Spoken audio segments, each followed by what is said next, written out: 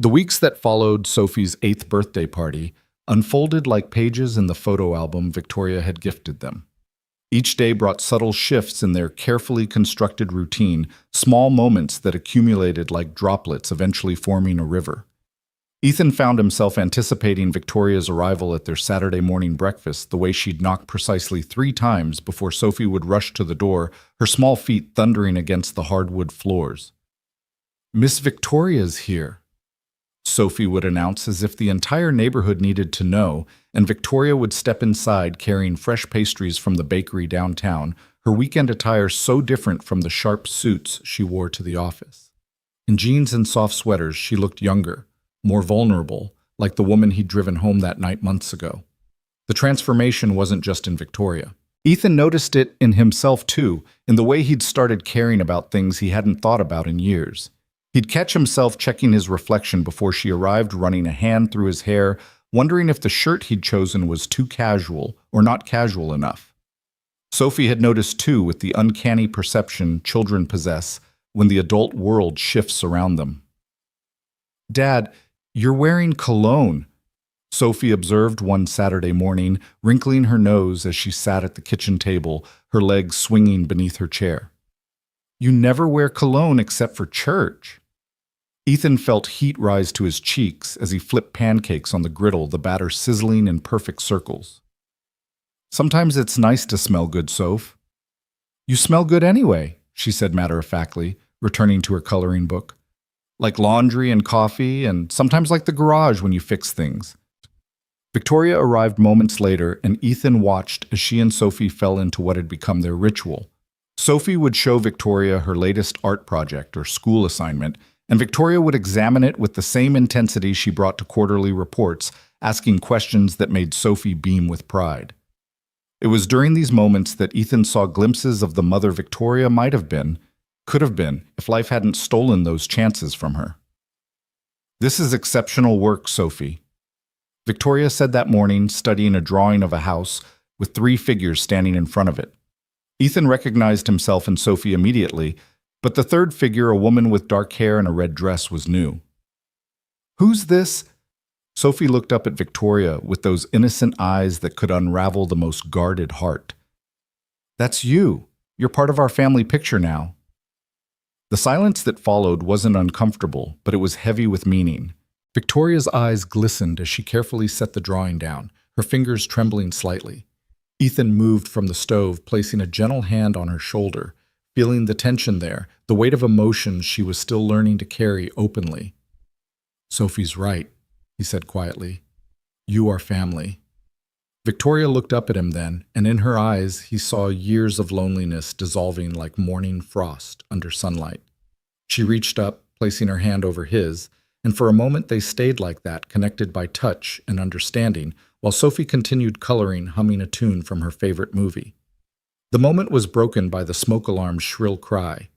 Ethan rushed back to the stove where the last pancake had turned to charcoal, and they all laughed, the tension breaking like a wave against rocks. Victoria opened windows while Ethan scraped the burnt remains into the trash, and Sophie stood on a chair fanning the alarm with a dish towel, all of them working together with the ease of people who had done this dance before, even though they hadn't. "I think we need a new breakfast plan," Victoria suggested, still laughing. "How about I take you both out? There's a place downtown that makes crepes Sophie might like." Sophie's eyes widened. "What are crepes?" "Fancy pancakes," Ethan explained, lifting her down from the chair.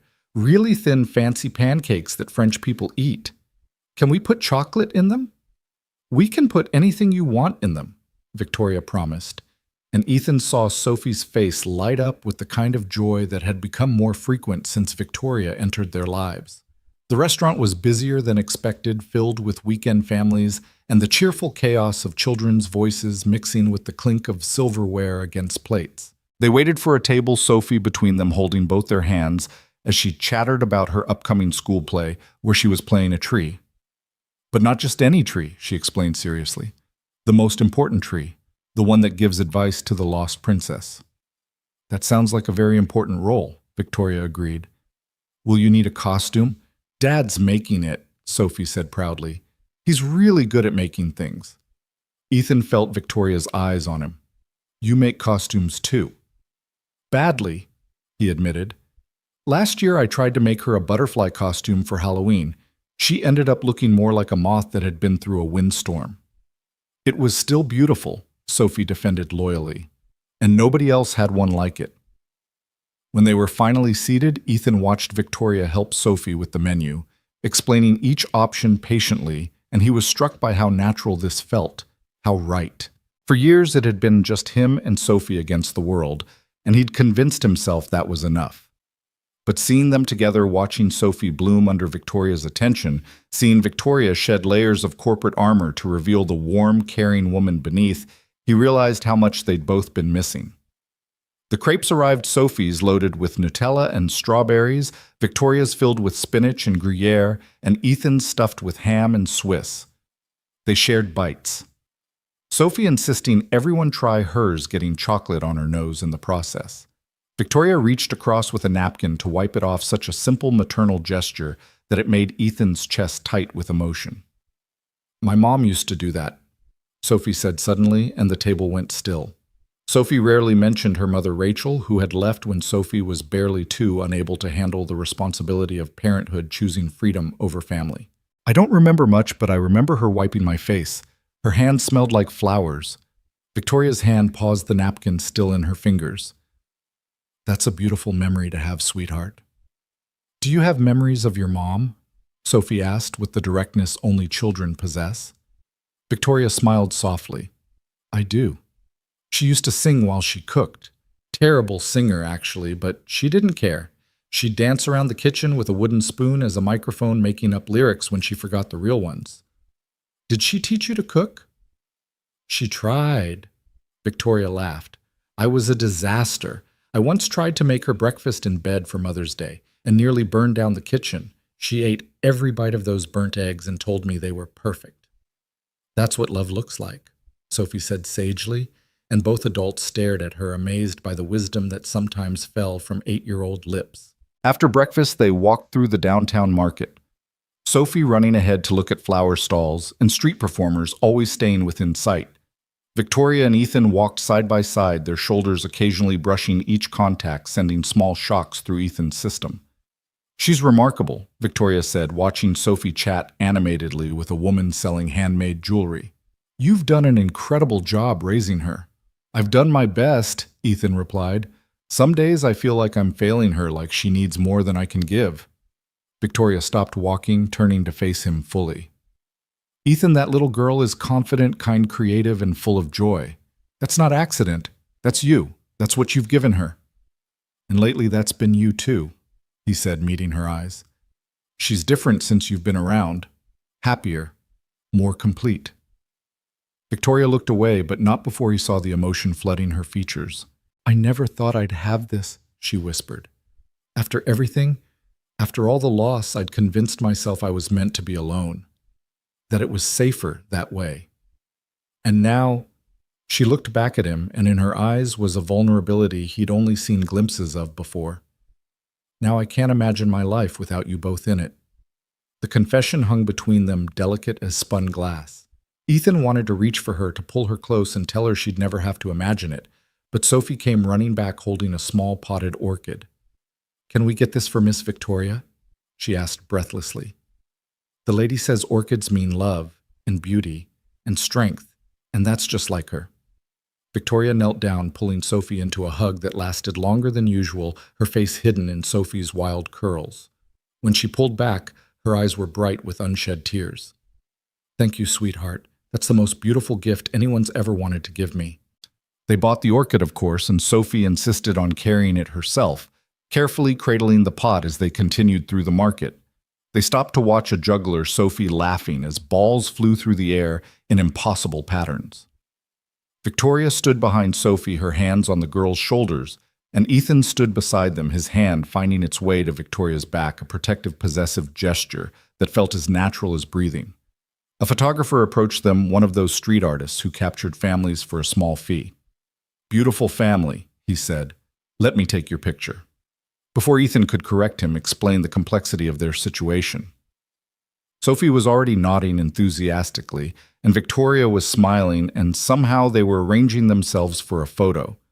Sophie in the middle, holding her orchid, Victoria and Ethan on either side, their arms around each other as if they'd done this 1,000 times before. When the photographer showed them the digital preview, Ethan's breath caught. They looked like a family. Not like three people pretending, not like fragments trying to form a whole, but like a real family, complete and perfect in their imperfection. "We'll take 3 copies," Victoria said, pulling out her wallet before Ethan could protest.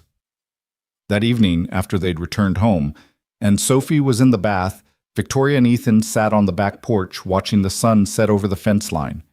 The spring air was warm but not yet humid, carrying the scent of blooming jasmine from the neighbor's yard. "I should tell you something," Victoria said, her voice carefully controlled in a way that made Ethan nervous. "About work." His stomach dropped. Was she pulling back? Had they crossed too many professional lines? "What about it?" "I've been thinking about the new position I created for you. The flexible hours, the increased pay." "Victoria, if people are talking, if it's causing problems..." She turned to him, placing a finger against his lips to silence him. "No, that's not it. I want to do more. I want to make you a partner in the firm, Ethan. A real partner with equity and decision-making power. You've brought something to the company that was missing, something I didn't even realize we needed." Ethan stared at her, stunned. "Victoria, I can't accept that. People will think..." "I don't care what people think," she said firmly. "For the first time in my life, I genuinely don't care. What I care about is building something real, something lasting. In business, yes, but more importantly, in life, with you, with Sophie." "What are you saying?" She took a deep breath, and he could see her gathering courage the way she might before a crucial board meeting. "I'm saying that I'm falling in love with you, Ethan. With both of you. And I know it's complicated. I know there are a million reasons why this is messy and difficult, but I've lived my whole life by the rules, by what's appropriate and professional and safe, and where did it get me? Alone in a glass tower, successful and empty." Ethan set down his beer, turning to face her fully. In the fading light, she looked vulnerable and fierce all at once. This woman who commanded boardrooms and negotiated million-dollar deals, but was trembling as she confessed her feelings on his back porch. "Victoria, he started, but she shook her head. "Please let me finish. That night you drove me home, I was at my lowest point. I'd been drinking because it was the anniversary of what would have been my due date if I hadn't lost the last baby. The third one. The one that made the doctors tell me to stop trying. I was ready to give up on everything, Ethan. Not just work or success, but everything." The weight of her words settled over him like a blanket. He reached for her hand, intertwining their fingers. "But then you saw me," she continued. "Not the CEO, not the boss, not the ice queen everyone whispers about. You saw me broken and messy and human, and you didn't turn away. You drove me home and listened and made me feel like maybe I wasn't as alone as I thought." "You're not alone," Ethan said firmly. "Not anymore." "I know I'm not what you probably envisioned," she said, her voice smaller now. "I'm older. I'm your boss. I'm complicated and damaged, and I don't know how to be a mother figure, even though Sophie seems to think I'm doing okay. I don't know how to be part of a family without trying to control everything, without being terrified I'll lose it all again." Ethan pulled her closer until she was tucked against his side, her head on his shoulder. "You want to know what I see when I look at you? I see a woman who's survived losses that would break most people. I see someone who built an empire from grief and determination. I see the way you look at Sophie like she's precious, and how you've brought light back into our home. I see a partner, Victoria, in every sense of the word." She lifted her head to look at him, and he could see the hope battling with fear in her eyes. "Do you mean that..." Instead of answering with words, Ethan did what he'd wanted to do for weeks. He kissed her soft and sure-tasting coffee and possibility on her lips. She responded immediately, her hand coming up to cup his face, and for a moment the world shrunk to just this two people finding each other in the wreckage of their separate losses. "Dad?" Sophie's voice from the doorway made them spring apart like teenagers caught by parents. She stood there in her pajamas, hair damp from her bath, clutching her favorite stuffed elephant. "Are you kissing Miss Victoria?" Ethan's face burned, but Victoria surprised him by laughing. "He was sweetheart. Is that okay with you?" Sophie considered this seriously, then walked over to where they sat, climbing onto the bench between them. Does this mean you're going to get married? Whoa, slow down there, Soph, Ethan said, but Sophie was looking at Victoria with those big eyes that demanded honesty.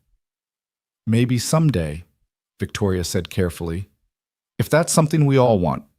But for now, we're just going to take things one day at a time. Is that okay? Sophie nodded, then yawned enormously. Can Victoria tuck me in tonight? If she wants to, Ethan said, looking at Victoria, who was already standing reaching for Sophie's hand. I'd love to, Victoria said, and Ethan watched them walk inside together, Sophie chattering about which story she wanted to hear, Victoria listening with the attention she usually reserved for board presentations. While they were gone, Ethan sat in the growing darkness processing everything that had just happened. In a few short months, his life had transformed completely. The woman he'd once feared as his boss had become central to his existence, to Sophie's existence. The careful boundaries he'd maintained for years had dissolved, replaced by something messier, but infinitely more rewarding. His phone buzzed with a text from his sister, Anna. Heard through the grapevine you're dating someone. When do I get to meet her? Small-town gossip traveled fast, apparently. Ethan typed back, soon. I think you'll love her. Is Sophie okay with it? He could hear Victoria's voice from Sophie's room reading with different voices for each character, Sophie's delighted giggles punctuating the story. More than okay. Then I'm happy for you, big brother. It's about time. It was about time, Ethan thought. Time to stop just surviving and start living again. Time to let someone in to risk his heart after keeping it locked away since Rachel left. Time to show Sophie that families could be built from choice, as much as blood from love discovered, as much as love lost. Victoria returned 20 minutes later, looking soft and maternal in a way that made Ethan's heart clench. She's asleep. She made me promise to be here for breakfast tomorrow. You don't have to. I want to, Victoria interrupted. If that's okay. I want all of this, Ethan. The Saturday breakfasts and bedtime stories and school plays where Sophie's a tree. I want the ordinary moments just as much as the big ones. Even the burnt pancakes, Baum. Especially the burnt pancakes, Baum. She laughed, settling back beside him on the bench. They sat in comfortable silence, watching stars appear one by one in the darkening sky. Ethan thought about the photo from earlier, the three of them looking like they belonged together. He thought about Sophie's drawing the family portrait with Victoria naturally included. He thought about all the small moments that had led them here, breadcrumbs on a path he hadn't even realized he was walking. I should warn you, he said eventually. Dating a single dad isn't exactly glamorous. There are soccer practices and parent-teacher conferences and sick days where Sophie throws up everywhere. There are nightmares and tantrums and times when she'll need to come first, no matter what. I know, Victoria said simply. That's part of what I'm signing up for, all of it. And your work, the company people, are going to talk. Let them, she said with the fierce determination he recognized from the boardroom. I've spent my entire adult life building that company. If I can't use my success to choose my own happiness, what was the point of any of it? The board might have opinions about you dating an employee. Victoria smiled, a shrewd expression crossing her features. The board can have all the opinions they want. I own 53% of the company, Ethan. They can complain, but they can't stop me. Besides, you won't be just an employee for long. That partnership offer is real, and it's based on merit, not feelings.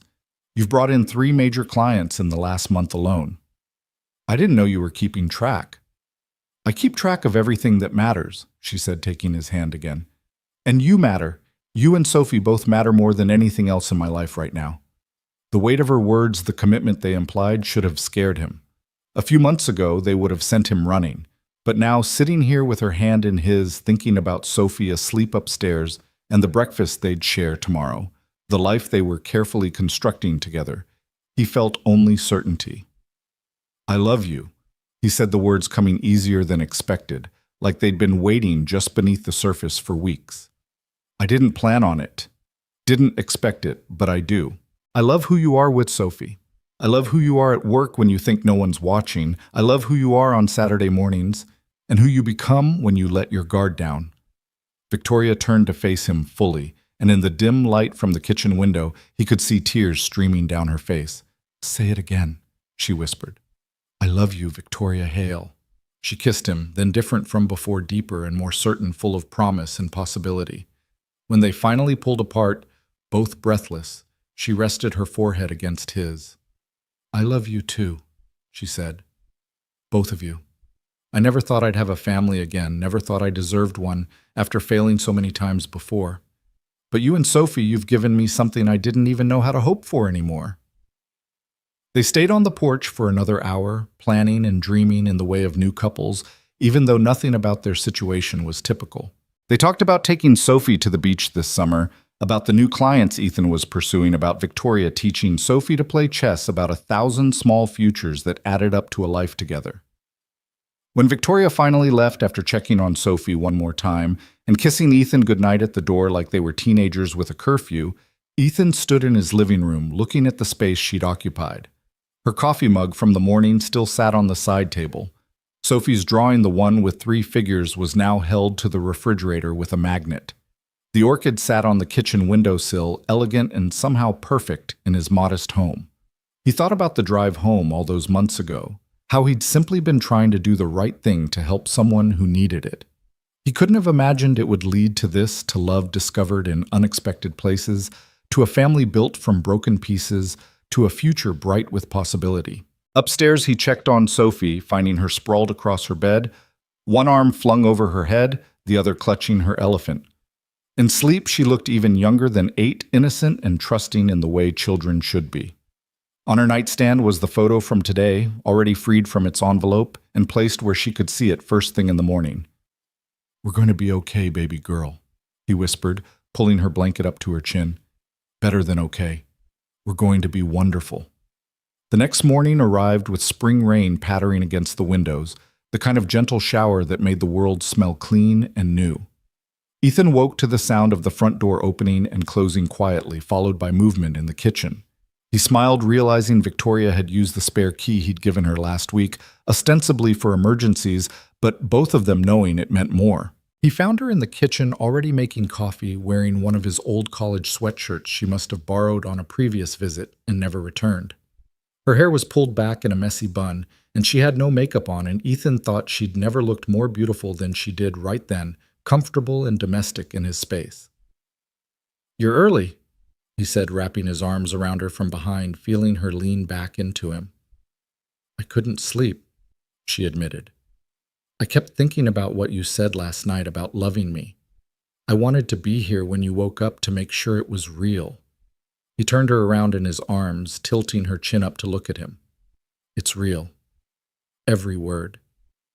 Even in the harsh light of morning, even with me stealing your sweatshirts and showing up uninvited. Especially then, he said, kissing her forehead. Though I'm going to need that sweatshirt back eventually. It's my favorite. Mine now, she said with a smile that transformed her face from the serious CEO to the playful woman he was still discovering. Sophie appeared in the doorway, rubbing sleep from her eyes, her elephant dragging behind her. She looked at them embracing and smiled sleepily. Are you living here now, Miss Victoria? Victoria looked at Ethan, a question in her eyes. They hadn't discussed this yet, the practical aspects of blending their lives together. Not yet, sweetheart, Victoria said carefully. But I'll be around a lot more if that's okay with you. Sophie patted over to them, wrapping her small arms around both their legs in a 3-way hug. It's more than okay. It's perfect. Over Sophie's head, Victoria and Ethan's eyes met, and in that look was everything they couldn't say. Yet the promises they'd make, the home they'd build, the love they'd nurture. It wouldn't always be easy. There would be challenges ahead, complications to navigate, judgments to weather. Victoria would have to learn to be a parent figure. Ethan would have to learn to share the responsibility he'd carried alone for so long. And Sophie would have to adjust to their new dynamic. But standing there in the kitchen rain, painting patterns on the windows, coffee brewing, and Sophie humming between them, Ethan knew they'd figure it out. They'd already survived the hardest part, the loneliness, the loss, the fear of never finding this again. Everything else was just details. So, Sophie said, pulling back to look up at them with bright eyes, can we have chocolate chip pancakes today? And can Victoria help make them so they don't burn? They laughed, all three of them, the sound filling the kitchen like music. Yes, Ethan said, ruffling Sophie's hair. Victoria can definitely help. Good, Sophie declared, then paused thoughtfully. And maybe tomorrow she can teach us how to make those fancy crepes at home. I'd love that, Victoria said, her voice thick with emotion. As they moved around the kitchen together, Sophie measuring flour with Victoria's help, while Ethan mixed ingredients, he caught glimpses of their future in these small moments. He saw years of Sunday breakfasts and homework help of birthday parties and holiday traditions they'd create together. He saw Victoria teaching Sophie about strength and ambition. Sophie teaching Victoria about joy and spontaneity. He saw himself loving them both, protecting them both, building a life rich with the kind of happiness he'd stopped believing in. The pancakes miraculously didn't burn. They ate them at the kitchen table, Sophie chattering about her upcoming field trip to the Science Museum, Victoria asking questions and suggesting they all go together on the weekend to see the exhibit Sophie would miss. It was normal and extraordinary all at once, this simple morning that marked the beginning of their real life together. Later, after Victoria had braided Sophie's hair for school, and Ethan had packed her lunch with a note that said, "We love you," instead of just "Love, Dad." After they'd stood together at the door waving goodbye to the school bus, Victoria turned to him with an expression he couldn't quite read.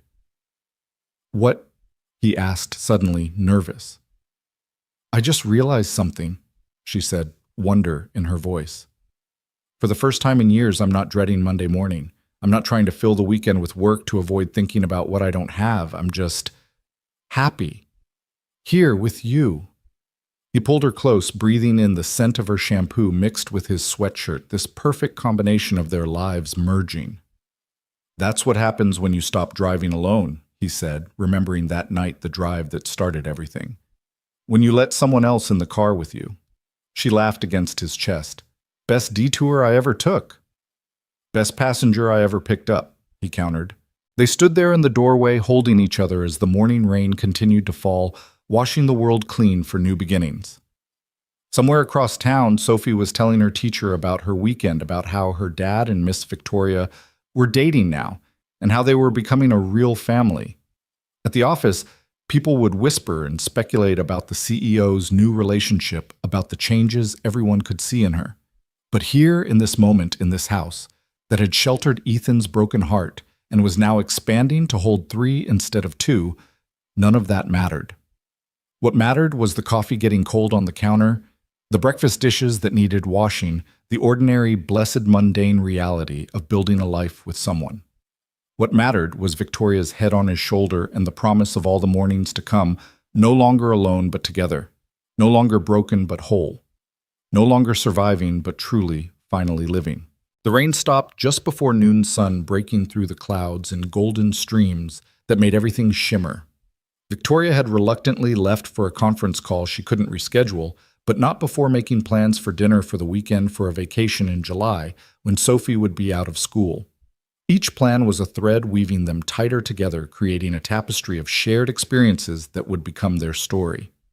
Ethan stood in Sophie's room, picking up the clothes she'd discarded in her morning rush, and found himself staring at the photo on her nightstand again. The photographer had captured something magical, the exact moment when 3 separate people became a family. Not through blood or law or obligation, but through choice, through love, through the brave decision to try again after loss had taught them all to be careful with their hearts. His phone rang, Victoria's name lighting up the screen. "Miss me already?" He answered, unable to keep the smile from his voice. "Always," she said simply, and he could hear the truth of it, the way missing him had become part of her routine, as natural as breathing. "But I'm actually calling because I just got an interesting email. There's a house for sale in Sophie's school district. 4 bedrooms, big backyard, perfect for a family. The seller is motivated, and I thought, maybe we could look at it together." The implication of her words, the future she was proposing, should have terrified him. Instead, he felt only rightness, like puzzle pieces clicking into place. "Are you asking me to house hunt with you, Victoria Hale?" "I'm asking you to build a home with me, Ethan Ward," she corrected. "All 3 of us. Somewhere that's ours from the beginning, not mine or yours, but ours." He thought about this house, the memories it held of his marriage, falling apart, of years struggling alone, of the slow rebuild after Rachel left. It had served its purpose, sheltered them through the storm. But maybe Victoria was right. Maybe it was time for something new, something chosen together, something that would only know happiness because they'd create it that way. "Send me the listing," he said. "We'll go look this weekend, all three of us." "Really?" The hope in her voice made his chest tight. "Really. Sophie's been saying she wants a bigger room anyway, and a backyard with space for a swing set. And maybe a home office where I can work when I want to be close to you both," Victoria added softly. "And a kitchen big enough for all of us to cook together without burning things." Ethan laughed. "A dining room for family dinners. A porch for watching sunsets. A life," Victoria said, her voice full of wonder. "A real life together." "Yes," Ethan agreed. "All of that and more." They talked for a few more minutes about practical things, mortgage rates and school districts, and the logistics of blending two successful careers with raising a child. But underneath the mundane details was something electric, the energy of lives transforming, of love, refusing to stay within the boundaries they'd drawn for themselves. After they hung up, Ethan stood in the afternoon light filtering through Sophie's window and let himself imagine it fully for the first time, coming home to Victoria every night, waking up beside her every morning, watching Sophie grow up with two parents who loved her fiercely. He imagined holidays with extended family. Victoria's parents flying in from Florida, his sister Anna finally getting to meet the woman who'd changed their lives. He imagined challenges too. The arguments they'd have about money or discipline, or the 1,000 small negotiations required to merge two adult lives. But even those seemed less like obstacles and more like opportunities to know each other deeper, to choose each other again and again. The doorbell rang, pulling him from his reverie. A delivery driver stood on the porch with an enormous bouquet of flowers, every color imaginable, arranged in an explosion of beauty. "Ethan Ward," the driver confirmed. "That's me." "These are for you, sir. Have a great day." Ethan carried the arrangement inside, finding the card nestled among the blooms. Victoria's precise handwriting spelled out a simple message: "Thank you for seeing me, for choosing me, for loving me. Forever yours, V." He placed the flowers on the kitchen table where Sophie would see them when she got home, where they'd brighten the room with promise. Then he grabbed his phone and typed a message to Victoria. "You've got it backwards. Thank you for letting yourself be seen, for choosing us, for loving us back. Forever yours, E." Her response came quickly, just a heart emoji followed by, "How did I get so lucky?" Ethan thought about that night months ago, about the split-second decision to offer his boss a ride home, about how the smallest choices sometimes led to the biggest changes. Luck had nothing to do with it, he realized. It was brave kindness meeting desperate need, two broken hearts, recognizing each other across the divide of propriety and position, the courage to build something new from the rubble of what had been lost. Sophie's bus would arrive soon, bringing her home with stories of her day and homework that needed doing, and probably a new art project featuring the three of them, because that seemed to be her favorite subject lately. Victoria would come for dinner, and they'd tell Sophie about the house they wanted to see, watch her excitement at the possibility of a bigger room and a backyard with space for the swing set she'd been wanting. They'd do dishes together, the three of them, Sophie on her step stool between them, all of them working in harmony. They were still learning, but that felt more natural every day. And later, after Sophie was asleep, he and Victoria would sit on the porch, despite the spring chill, planning their future, with the careful hope of people who'd lost before, but were brave enough to try again. They'd talk about the partnership at the firm, about the changes that would come about, how to weather the scrutiny and judgment that would inevitably follow. But mostly they'd just be together, existing in the space between what was and what would be, in the precious present where love lived and breathed and grew stronger with each passing moment. The sound of the school bus pulling up interrupted his thoughts. Ethan walked to the door, watching Sophie bounce down the steps, her backpack bouncing her face bright with the joy of being 8 and loved and secure in her world. She ran toward the house, toward him, toward the future they were all building together, and Ethan opened the door wide to let her in, to let love in, to let life in all its messy, beautiful, unexpected glory fill their home once more. Dad, you'll never guess what happened today." Sophie burst through the door, words tumbling over each other in her excitement. Mrs. Patterson said my story about our family was the best one in the class, and she wants to put it in the school newsletter. And can Victoria come to the author's tea next week because I wrote about her too, and she stopped mid-sentence spotting the flowers. Oh, wow, are those from Victoria's set? They are, Ethan confirmed, helping her out of her backpack. She wanted to brighten up our day. But Sophie walked around the arrangement, examining it from every angle with the seriousness of an art critic. She picked all the happy colors, she observed. No sad flowers at all. That's right, sweetheart. No sad flowers at all.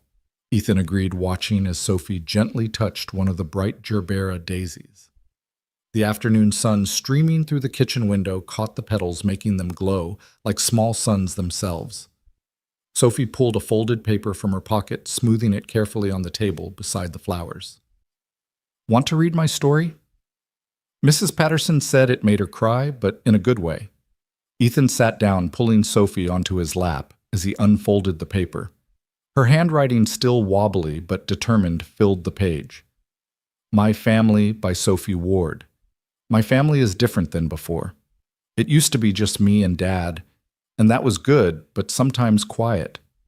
Now we have Victoria, too. She's not my mom, but she loves me like one. Dad smiles more now. He sings in the shower, which he never did before.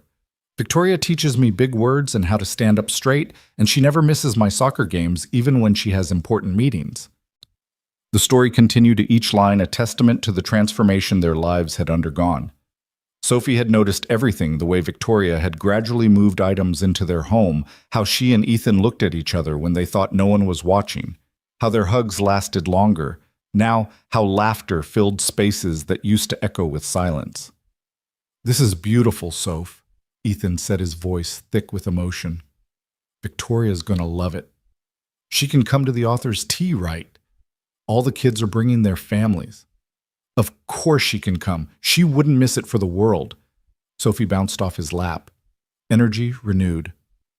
I'm going to make her a special invitation with glitter and everything. As Sophie raced upstairs to gather her art supplies, Ethan's phone buzzed with a text from Victoria. In the most boring meeting of my life. Send help or pictures of Sophie. Either works. He smiled quickly, snapping a photo of Sophie's story and sending it along. The response was immediate. Now I'm crying in a board meeting. Thanks for that. Tell Sophie I'll be at that author's tea if I have to move heaven and earth. When Victoria arrived for dinner that evening, Sophie practically tackled her at the door, the glitter-covered invitation clutched in her small hands. Victoria read it with the same attention she gave to million-dollar contracts, her eyes growing misty at Sophie's careful lettering. Please come to my author's tea. You're part of my story. Love, Sophie. I wouldn't miss it for anything, Victoria promised, pulling Sophie into a tight hug. Over Sophie's head she met Ethan's eyes, and he saw everything there: gratitude, love, the overwhelming realization of being chosen by a child who had no obligation to love her, but did anyway. Dinner was a lively affair, Sophie, chattering about the house they were going to look at on Saturday, already planning where her art corner would be and insisting they needed a big tree for a swing. Victoria had brought dessert homemade brownies that were slightly lopsided but made with love, and Sophie declared them the best brownies ever created, even better than the bakery ones. Did you really make these yourself? Sophie asked, chocolate smeared on her chin. I did. Your dad's been teaching me to cook. I'm still not very good at it, but I'm learning. That's okay, Sophie said sagely. Dad says the best things are worth working for. After dinner, they settled into what had become their evening routine. Sophie did homework at the kitchen table while Victoria reviewed contracts beside her, occasionally helping with math problems. Ethan cleaned up from dinner, listening to their quiet conversation, the domestic symphony of pencils on paper and pages turning, and Sophie's occasional frustrated sighs when she encountered a difficult problem. This one's hard, Sophie complained, staring at her worksheet. Victoria leaned over, studying the problem. It is hard, but you know what I do when something's hard at work? What? I break it into smaller pieces. Look, if we solve this part first. Ethan watched them work through the problem together. Victoria's patience endless. Sophie's face lighting up when she finally understood. These were the moments that didn't make it into photo albums or social media posts, but were the true foundation of family.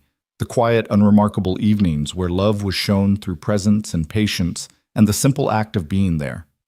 Later, after Sophie was in bed, Ethan and Victoria sat on the couch, her feet in his lap, as she continued working through her contracts. The comfortable silence between them was punctuated only by the scratch of her pen and the distant sound of crickets beginning their spring chorus. "The Hendersons are getting divorced," Victoria said suddenly, setting down her work. "The Hendersons from your firm." She nodded. 23 years of marriage, 2 kids in college, and they're calling it quits. She said they just grew apart, stopped seeing each other somewhere along the way. Ethan's hands stilled on her feet. "Does that scare you? The possibility of that happening to us?" Victoria was quiet for a long moment, considering. "It used to. When James died, I thought that was the worst thing, losing someone you loved to death. But watching the Hendersons, I realized there's another kind of loss. The slow fade where you wake up next to a stranger and can't remember when they became one." "That won't be us," Ethan said firmly. "How do you know?" He tugged her closer until she was curled against his side. "Because we've both already been through the worst. You lost James and the babies. I lost Rachel not to death, but to choice, which has its own kind of sting. We know what it's like to be alone, Victoria. We know the value of what we have because we know the cost of losing it." She lifted her head to look at him. "When did you become so wise?" "Tuesday," he deadpanned, making her laugh. "I'm serious, though," she continued. "The Hendersons probably thought they'd make it too. Everyone does in the beginning." Ethan thought about how to answer, how to ease the fear he could see creeping into her eyes, the same fear that sometimes woke him at night, the voice that whispered this was too good to last. "You're right," he said finally. "Everyone thinks they'll make it, but not everyone drives their drunk boss home from a party. Not everyone chooses to love a single dad with a complicated history. Not everyone gets a second chance and recognizes it for what it is, precious and fragile and worth protecting." "We're not going to be the Hendersons," Victoria said, and it sounded like a vow. "No," Ethan agreed. "We're going to be the Wards." Victoria stilled. The Wards. He hadn't meant to say it, hadn't planned this moment, but now that the words were out, he didn't want to take them back. "Eventually, when you're ready, when we're ready. But yes, Victoria, someday I want you to be a ward. I want it official and legal and permanent. I want Sophie to have a mom who chose her, who fought to be in her life. I want to wake up every morning knowing you're my wife, not just my girlfriend or partner, but my wife." Victoria was crying now, silent tears streaming down her face. "Ethan." "I'm not proposing," he clarified quickly. "Not yet. We need more time, need to blend our lives more fully, but I want you to know that's where I'm headed. That's what I'm building toward. A life where you're Victoria Ward, where Sophie has 2 parents at every school event, where the house we're looking at becomes our home in every legal sense." "Yes," Victoria whispered. "Yes.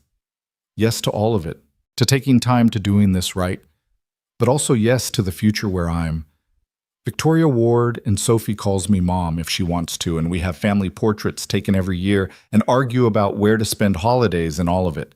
Yes, Ethan. Yes to everything."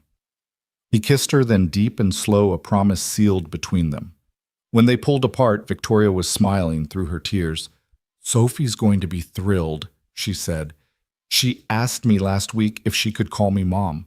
I told her she should talk to you first." "What do you want?" "I want whatever feels right for her. Mom Victoria Fiv. I don't care what she calls me as long as I get to be there for her." They heard footsteps on the stairs before Sophie appeared in the doorway, rubbing her eyes. "I had a bad dream," she said, her voice small. Without hesitation, Victoria opened her arms and Sophie crawled into them, settling between Victoria and Ethan on the couch. "Want to tell us about it?" Victoria asked, smoothing Sophie's hair. "I dreamed you went away," Sophie said, clinging to Victoria's shirt, "that you decided we were too much trouble and left." Victoria's arms tightened around Sophie. "Oh, sweetheart, I'm not going anywhere, ever. Promise?" "I promise. You and your dad are stuck with me." "Good," Sophie said, already relaxing. "Because I already told everyone at school you're my bonus mom." "Bonus mom?" Ethan asked. Sophie nodded against Victoria's chest. "Lily Johnson has a stepmom, but she doesn't like that word, so she calls her a bonus mom." like an extra special addition to the family. I love that, Victoria said, her voice cracking slightly. Is that what you want to call me? For now, Sophie said sleepily. Maybe just Mom later when you and Dad get married. Ethan and Victoria exchanged looks over Sophie's head, both smiling at her matter-of-fact assumption about their future. Let's get you back to bed, sweetheart, Ethan said, starting to lift her. Can Victoria tuck me in again? Of course. As Victoria carried Sophie upstairs, Ethan heard Sophie ask, Will you tell me a story about when you were little? What kind of story would you like? A happy one. About your family. Victoria's voice drifted down as they climbed the stairs. Well, when I was about your age, my grandmother taught me to make pasta from scratch. Ethan stayed on the couch, listening to the murmur of Victoria's voice from upstairs, the house settling around them with comfortable creaks and sighs. His phone lit up with an email from the realtor about their Saturday showing, confirming the appointment and sending additional photos of the house. He scrolled through them, imagining their furniture in those rooms, Sophie's art on those walls, Victoria's orchid in that sunny kitchen window. The master bedroom had an ensuite bathroom and a walk-in closet large enough for two people's belongings. There was a room that could serve as Victoria's home office, another that could be a guest room for when family visited. The backyard was expansive with mature trees perfect for a swing and space for the garden Victoria had mentioned wanting to try. But more than the physical spaces, Ethan saw the life they'd build there. Birthday parties and holiday gatherings, quiet mornings and busy evenings, the 1,000 small moments that would accumulate like treasures. He saw himself teaching Sophie to ride a bike in that driveway, saw Victoria planting flowers along that walkway, saw them all growing older and closer within those walls. Victoria returned looking soft and maternal in a way that still caught him off guard. She's asleep. She made me promise twice more that I wasn't leaving. She's been anxious about that lately, Ethan admitted. I think as she gets more attached, she gets more scared of losing you. I know the feeling, Victoria said, settling back beside him. Sometimes I wake up terrified this is all a dream, that I'll open my eyes and be back in my empty apartment, successful and alone. It's real, Ethan assured her, pulling her close. We're real. They sat quietly for a moment before Victoria spoke again. My mother called today. She wants to come visit next month. That's great. I'd love to meet her. She wants to meet you too, both of you. She said, and I quote, It's about time you found your family, darling. Your father and I were starting to worry. Were they really worried? Victoria laughed softly. Probably. I haven't introduced them to anyone since James. They'll probably overwhelm you with enthusiasm. I can handle enthusiastic parents. Remember, you haven't met Anna yet. She's already planning our wedding in her head, I guarantee it. Should we do a dinner, get all the family meetings over with at once? Ethan considered it. Actually, that might be perfect. Sophie would love having everyone together. We could do it at the new house if we get it, like a housewarming and meet the family party combined. Ambitious, Victoria noted. Going from secret relationship to hosting family gatherings in a matter of months. Go big or go home right? Speaking of going home, Victoria said, reluctantly glancing at her watch, I should head back. Early meeting tomorrow. Or, Ethan said the word hanging between them like a challenge, you could stay. They'd been careful about this, about overnight visits while Sophie was home. But something had shifted tonight with Sophie's story and her fear of Victoria leaving with their talk of marriage and the future. What about Sophie? I think she'd be thrilled to find you here in the morning. You could make breakfast together before school. Victoria bit her lip, considering. I don't have clothes for tomorrow. The bag in my closet says otherwise. She looked at him surprised. You noticed that I notice everything about you, Victoria Hale, including the emergency outfit you stashed here last week. It seemed presumptuous. It seemed hopeful, he corrected. Stay, please. She kissed him soft and sweet. Okay, but I'm stealing another sweatshirt to sleep in. I'm going to need to buy more sweatshirts at this rate. Or I could just leave some clothes here officially, if that's okay. More than okay. Pick a drawer, any drawer. Just a drawer to start, she said carefully. We should ease into this. Victoria, Ethan said, taking her hands. We're looking at houses together, Sophie calls you her bonus mom. We just discussed marriage. I think we're past the point of easing into anything. You're right, she laughed. When did we become those people who move at lightning speed? When we realized life's too short and too unpredictable to waste time being careful. They got ready for bed with the easy rhythm of people who'd done this dance before Victoria brushing her teeth, while Ethan set the alarm, him checking the locks while she turned off lights. It was domestic and ordinary and perfect, this preview of what their life would be like when they took the final step of moving in together. In bed, Victoria curled against him, her head on his chest, and Ethan thought about how empty his bed had felt for years, how he'd spread out to fill the space but never quite managed it.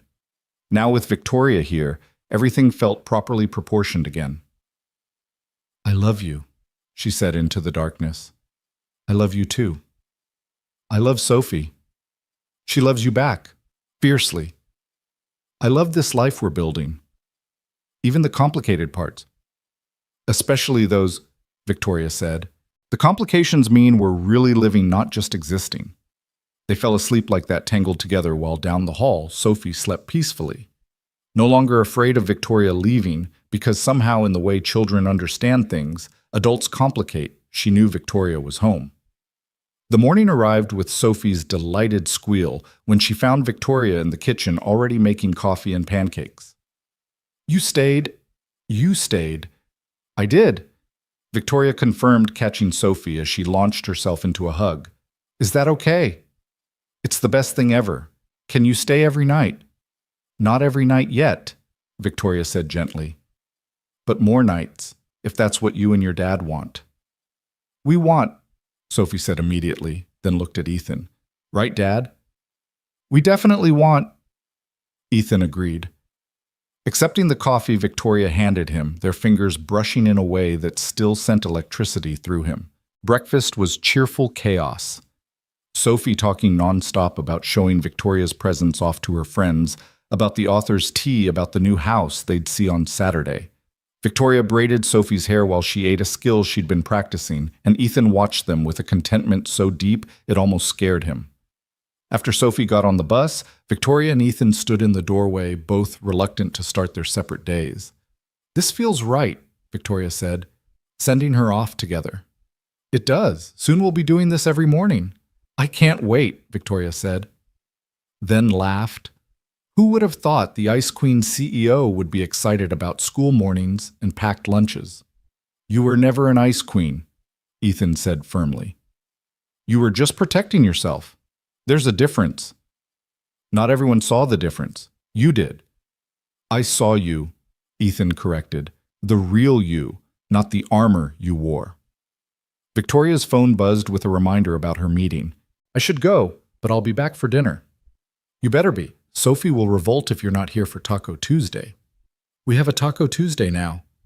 We have a lot of things now, Ethan said, pulling her in for one last kiss.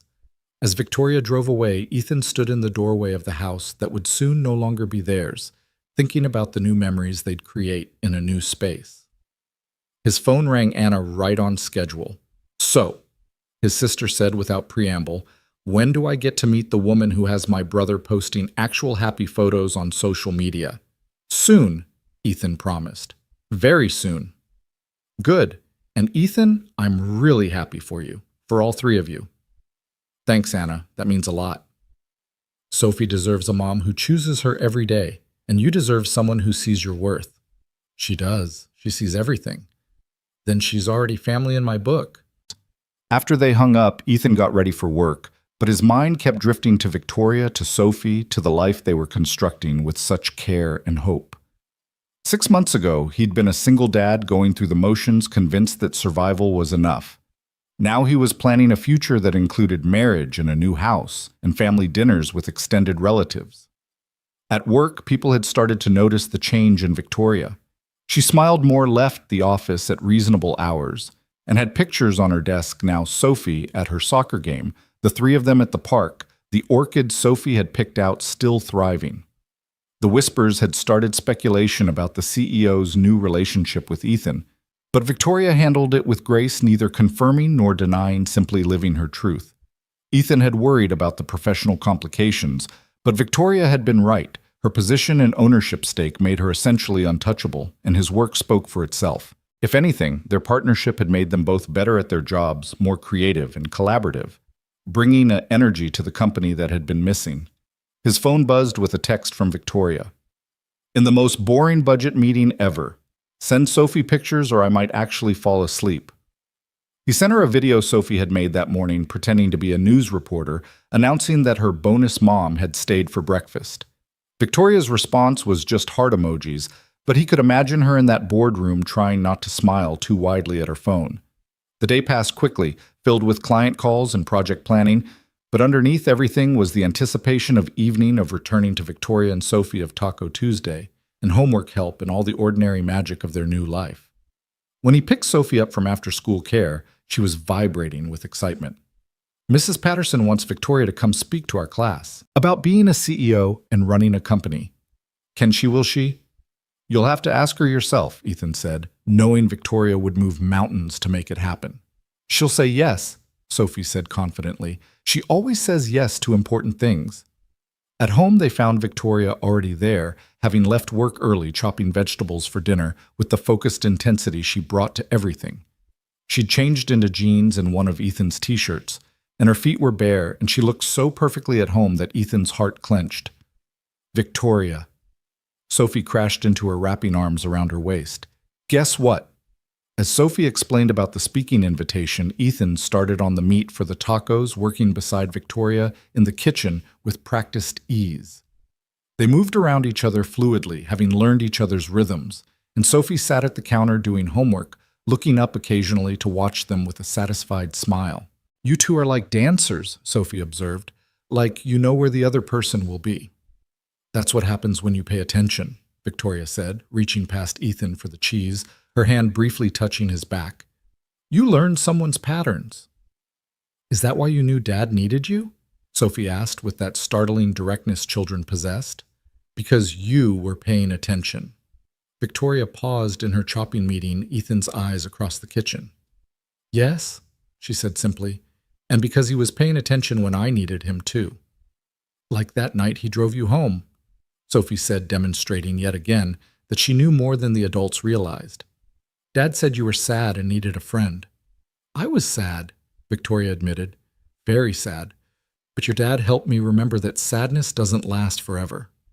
"Now you're happy," Sophie stated, not a question, but an observation. "Now I'm very happy," Victoria agreed, her eyes still on Ethan. Dinner was filled with laughter and conversation.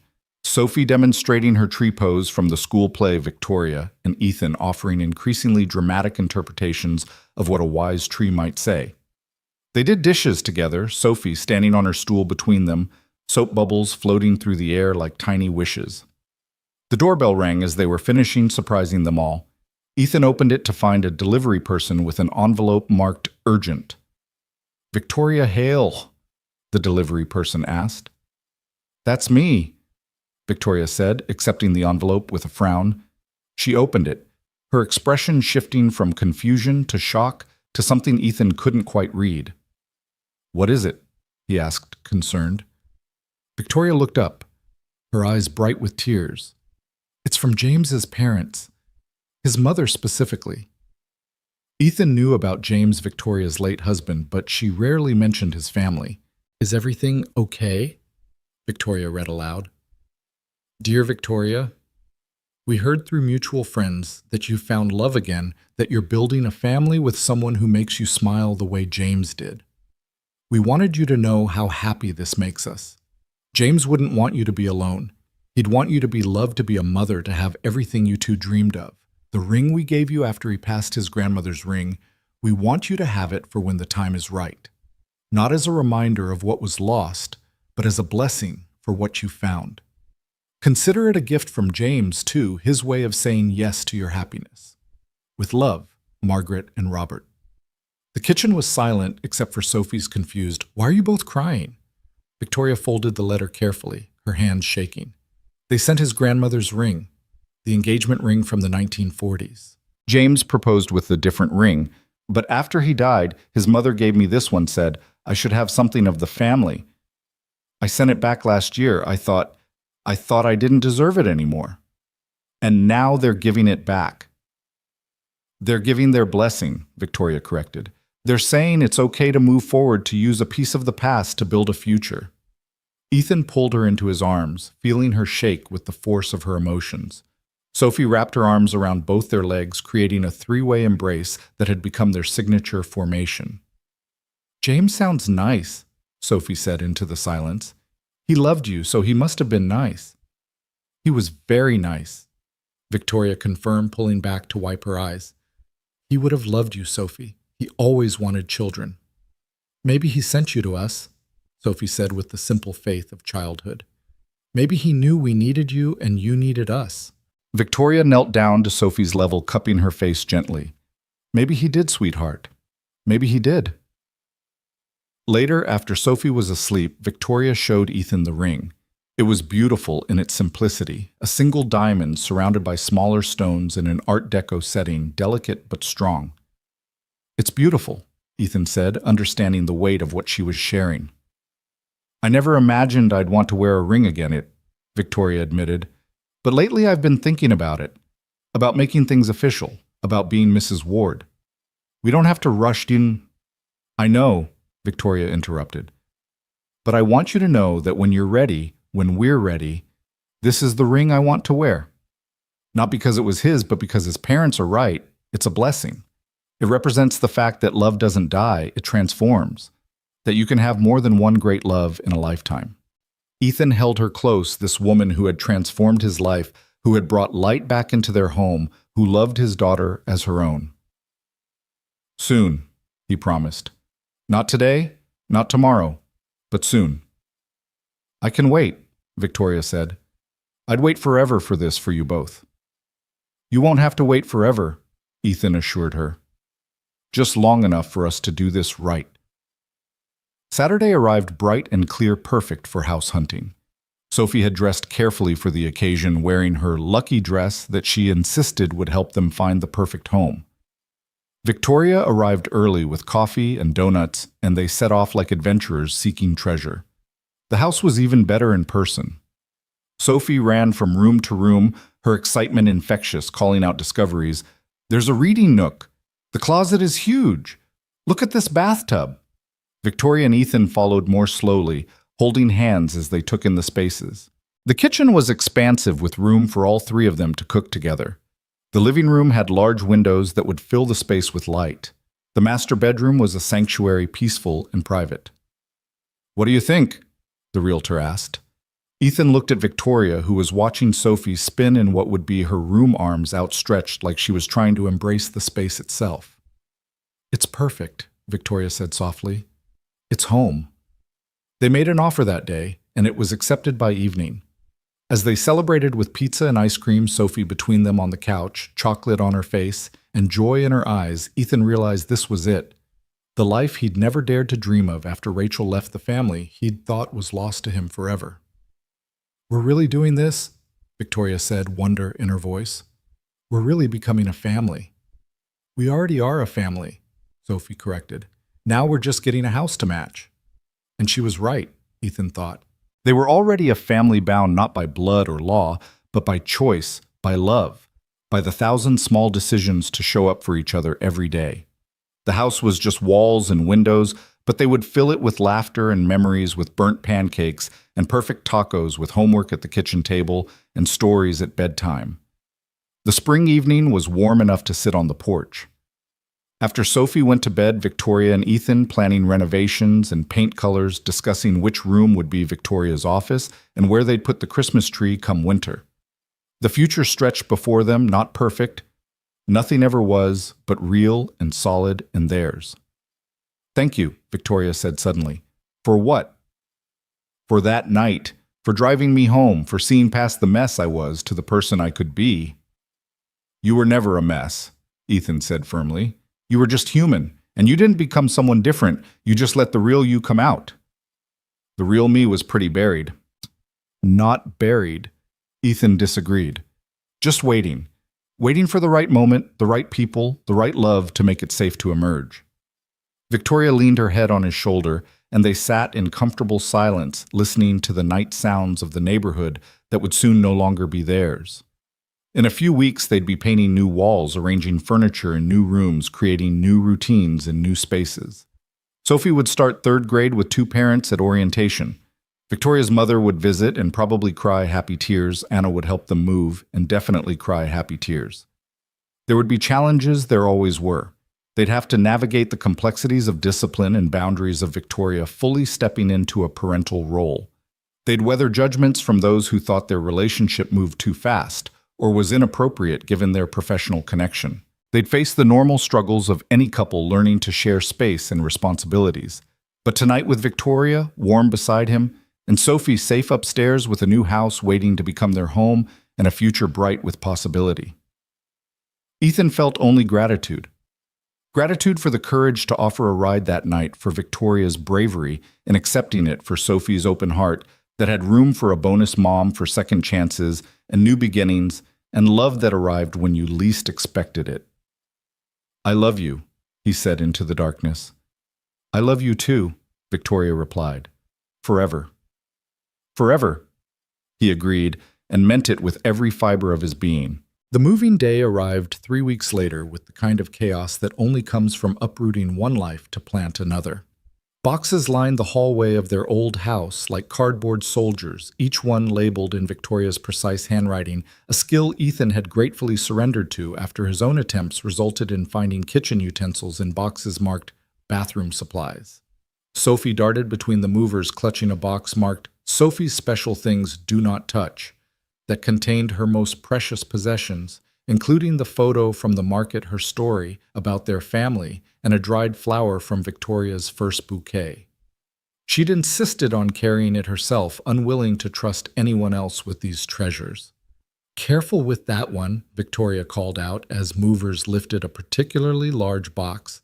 "That's got the—" A crash interrupted her, followed by the distinctive sound of breaking glass.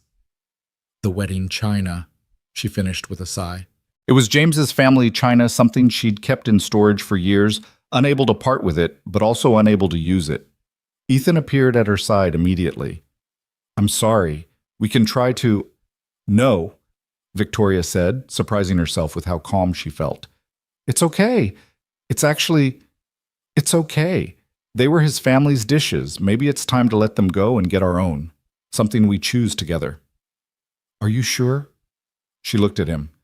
This man who'd become her anchor, her home, her second chance at everything. "I'm sure. The past had its place, but this is our future. We should fill it with things that are ours from the beginning." Anna arrived just as the last boxes were being loaded, her arms full of sandwiches and drinks for everyone. "Can't have you starving on moving day," she announced, then stopped short when she saw Victoria. "Oh my God, you're gorgeous. How is my brother dating someone this gorgeous?" "Anna," Ethan groaned, but Victoria laughed, extending her hand. "You must be Anna. I've heard so much about you." "All lies, I'm sure," Anna said, pulling Victoria into a hug instead of shaking her hand. "Welcome to the family. Fair warning, we're all huggers and criers, and we talk too much." "Sounds perfect," Victoria said, and meant it. The new house was a symphony of activity. Movers tramped up and down stairs, Sophie directed traffic with the authority of a tiny general, and Anna had taken charge of the kitchen, unwrapping dishes and putting them away while keeping up a steady stream of commentary about Ethan's bachelor years. "You should have seen his first apartment," Anna was telling Victoria as they unpacked. "He had exactly 1 fork, 1 knife, and 1 spoon. Said it was efficient." "I was 22, Ethan defended from across the room, where he was assembling Sophie's new bookshelf. "You were pathetic," Anna corrected cheerfully. "Thank God Victoria's here to civilize you." By afternoon, the major furniture was in place, and they'd sent the movers away with generous tips.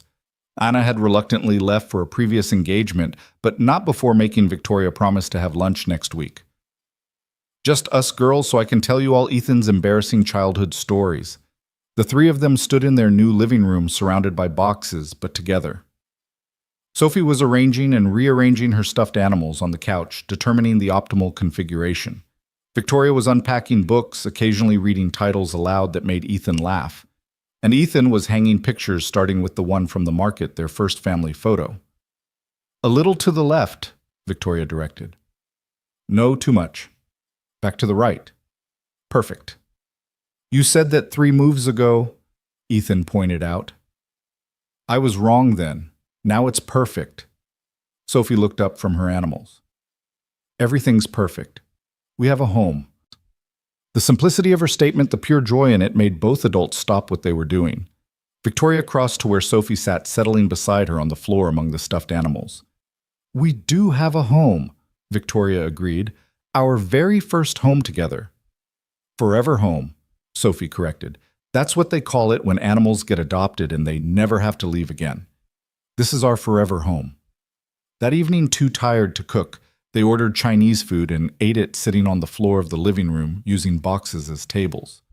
Sophie fell asleep against Victoria's shoulder, exhausted from the excitement, and they carried her up to her new room together, tucking her into the bed they'd assembled first, making sure she'd have a comfortable place to sleep. She's out cold, Ethan whispered, brushing hair from Sophie's forehead. It's been a big day, Victoria whispered back. For all of us. They stood there for a moment, watching Sophie sleep in her new room with its bigger windows and the reading nook she'd already filled with books and pillows. Then they quietly made their way to their own room. Their room not his or hers, but theirs. Boxes were stacked against one wall, and they hadn't hung curtains yet, but the bed was made with new sheets Victoria had insisted on buying. We're not starting our new life with your bachelor sheets, Ethan, and moonlight streamed through the windows, painting everything in silver. We did it, Victoria said, a note of wonder in her voice. We actually did it. Having second thoughts? Ethan asked, pulling her close. Never. Not for a second. She looked up at him, her eyes bright with unshed tears. I never thought I'd have this again? A home, a family, someone to unpack boxes with and argue about picture placement and eat takeout on the floor with. I never thought I'd trust anyone enough to let them in like this, Ethan admitted. After Rachel, I built walls so high I couldn't see over them. But you didn't climb the walls. You just gently took them apart brick by brick until I couldn't remember why I'd built them in the first place. They kissed then, soft and deep, a promise and a celebration all at once. When they pulled apart, Victoria was smiling the smile he'd come to think of as his, the one she saved just for him, soft and unguarded and real. We should probably unpack more boxes, she said without much conviction, or, Ethan suggested, we could christen our new home properly. Victoria laughed, pulling him toward the bed. The boxes can wait. The next morning arrived with Sophie jumping on their bed, something she'd never been able to do in the old house where Ethan's room had felt off-limits somehow. But here, in this new space they'd claimed together, she bounded in like sunshine itself. It's our first morning in the new house, she announced. We need to make special breakfast, Victoria groaned, pulling a pillow over her head. It's so early, sweetheart. It's 7:30, Sophie informed them. That's not early, that's regular. She has a point, Ethan said, earning himself a gentle smack from Victoria with the pillow. Whose side are you on? The side of special breakfast, he said, catching the pillow and tossing it aside. Come on, sleepyhead. Sophie's right. First morning deserves something special.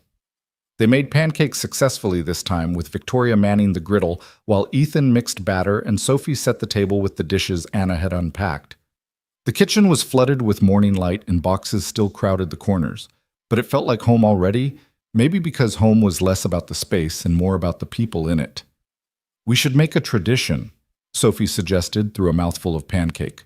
Every Sunday special breakfast in our new house. Every Sunday? Victoria asked. That's a lot of special breakfasts. That's the point, Sophie said with 8-year-old logic. If we do it every week, we'll have hundreds of special breakfasts, thousands even. Ethan met Victoria's eyes across the table, seeing his own thoughts reflected there. Thousands of breakfasts meant years and years together. Meant growing old in this house. Meant watching Sophie grow up, and maybe, just maybe, welcoming other children to this table someday. Thousands of special breakfasts it is, Victoria agreed, reaching over to wipe syrup from Sophie's chin. The doorbell rang just as they were finishing cleanup. Sophie ran to answer it, returning with an enormous bouquet of flowers, and a delivery man who looked amused by her enthusiasm. Delivery for the Ward Hale family, he said, and Ethan felt Victoria's quick intake of breath at the hyphenated name. The card was from Victoria's parents, Welcome home, darling. We can't wait to see what you three build together. All our love, Mom and Dad. P.S. Your father is already planning what he'll teach Sophie about fishing when we visit. Your parents are coming to visit, Sophie asked excitedly. When soon? Next month, Victoria confirmed. Is that okay with you? More grandparents. Sophie cheered, then paused. Wait, what do I call them? Victoria knelt down to Sophie's level. Whatever feels comfortable to you, sweetheart. You could call them by their names, Patricia and Robert, or can I call them Grandma and Grandpa? Sophie interrupted. I mean, if you're going to be my mom eventually, then they'd be my grandparents, right? Victoria's eyes filled with tears. They would love that, Sophie. They would love that so much. The rest of the day was spent in a blur of unpacking, organizing, and slowly transforming the house into their home. Neighbors stopped by to introduce themselves, bringing cookies and casseroles and welcoming smiles. The Johnsons from next door had a daughter Sophie's age named Emma, and within minutes the two girls were planning sleepovers and shared adventures. She seems nice, Mrs. Johnson said, watching the girls play in the backyard while the adults chatted on the porch. It's good for Emma to have a friend so close by.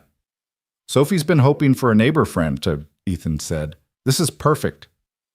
We heard you're newly moved in together, Mr. Johnson said, carefully. Clearly fishing for information, but trying to be polite about it. We are, Victoria said, simply taking Ethan's hand. It's a big step, but it felt right. The best things usually do, Mrs. Johnson said warmly. We've been married 23 years, and I still remember how scared and excited we were when we first moved in together. That mix of what are we doing and this is exactly right. That's exactly how it feels, Victoria admitted, and Ethan squeezed her hand, loving her for her honesty, for not putting up the CEO facade with these strangers who might become friends. As the sun began to set on their first full day in the new house, they sat on the back porch watching Sophie and Emma chase fireflies, their laughter echoing across the yard. Victoria had changed into one of Ethan's t-shirts and shorts, her feet bare, her hair pulled back messily. She looked nothing like the polished executive who commanded boardrooms and million-dollar deals. She looked like a woman at home at peace and love. Penny for your thoughts, Ethan said, noticing her distant expression. I was thinking about time, she said. How a year ago I was alone in my apartment working until midnight every night telling myself I was fulfilled. And now I'm watching our daughter catch fireflies in our backyard while wearing your shirt, and I can't imagine being anywhere else. Our daughter? Ethan repeated softly. Victoria's eyes widened. I'm sorry, I didn't mean to presume. No, Ethan interrupted. Don't apologize. She is our daughter in every way that matters. Has been for a while now. But legally, we'll figure that out, Ethan said firmly. When we're ready. When we make things official. But Victoria, you're her mother now. Biology and legalities aside. You're the one she runs to with good news and bad dreams.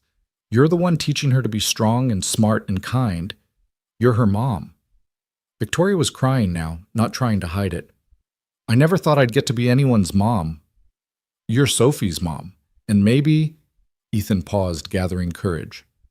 Maybe someday you'll be other children's mom too, if you want. Victoria turned to look at him fully. You'd want that more children. With you. Yes, a dozen of them. Let's start with one more and see how we do.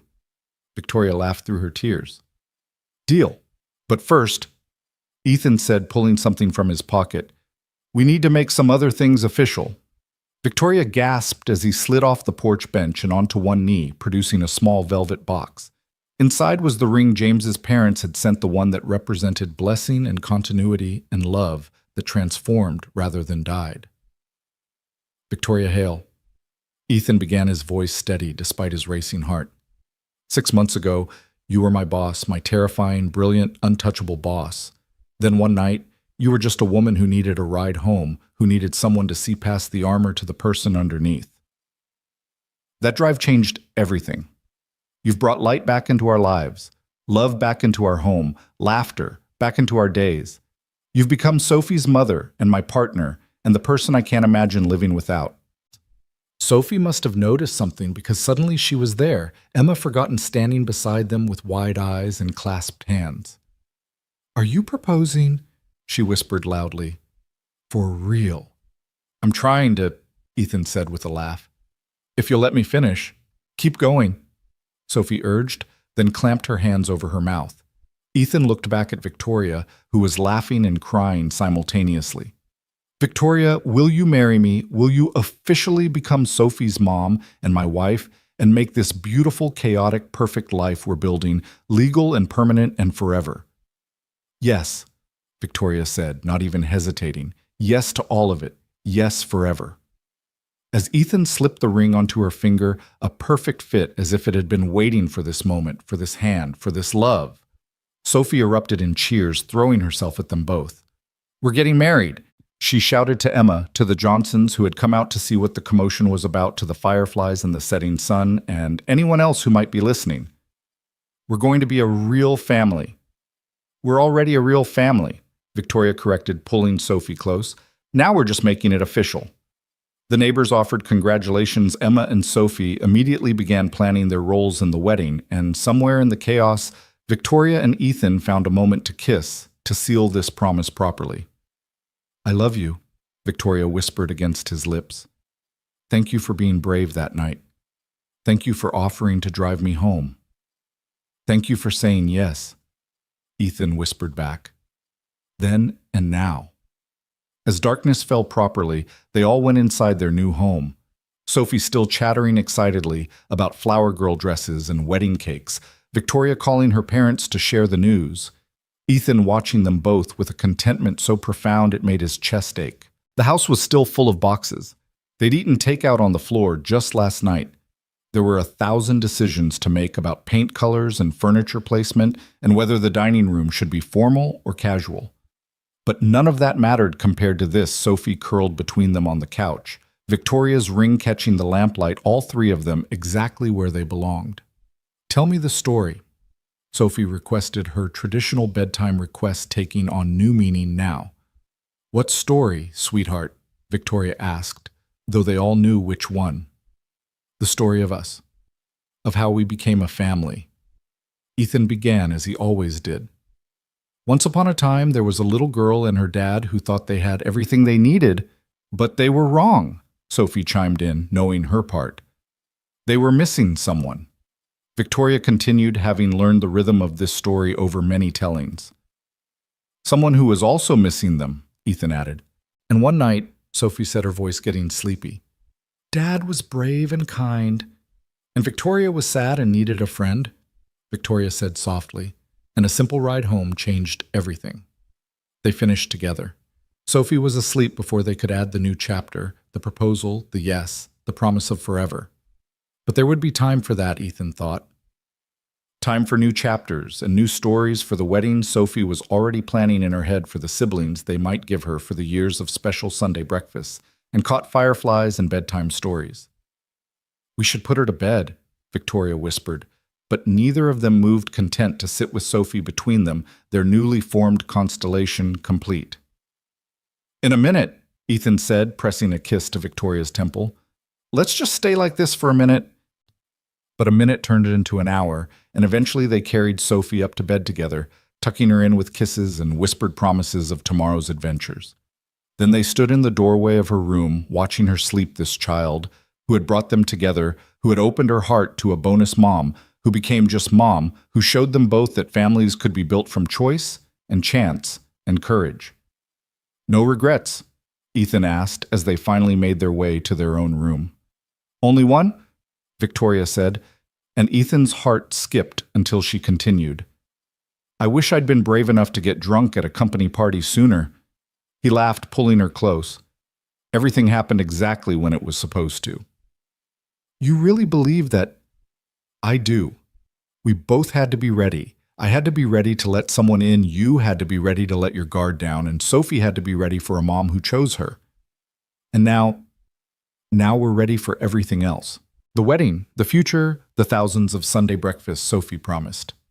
The dozen children you mentioned," Victoria teased. "Let's see how we do with one more first," Ethan said, echoing her earlier words.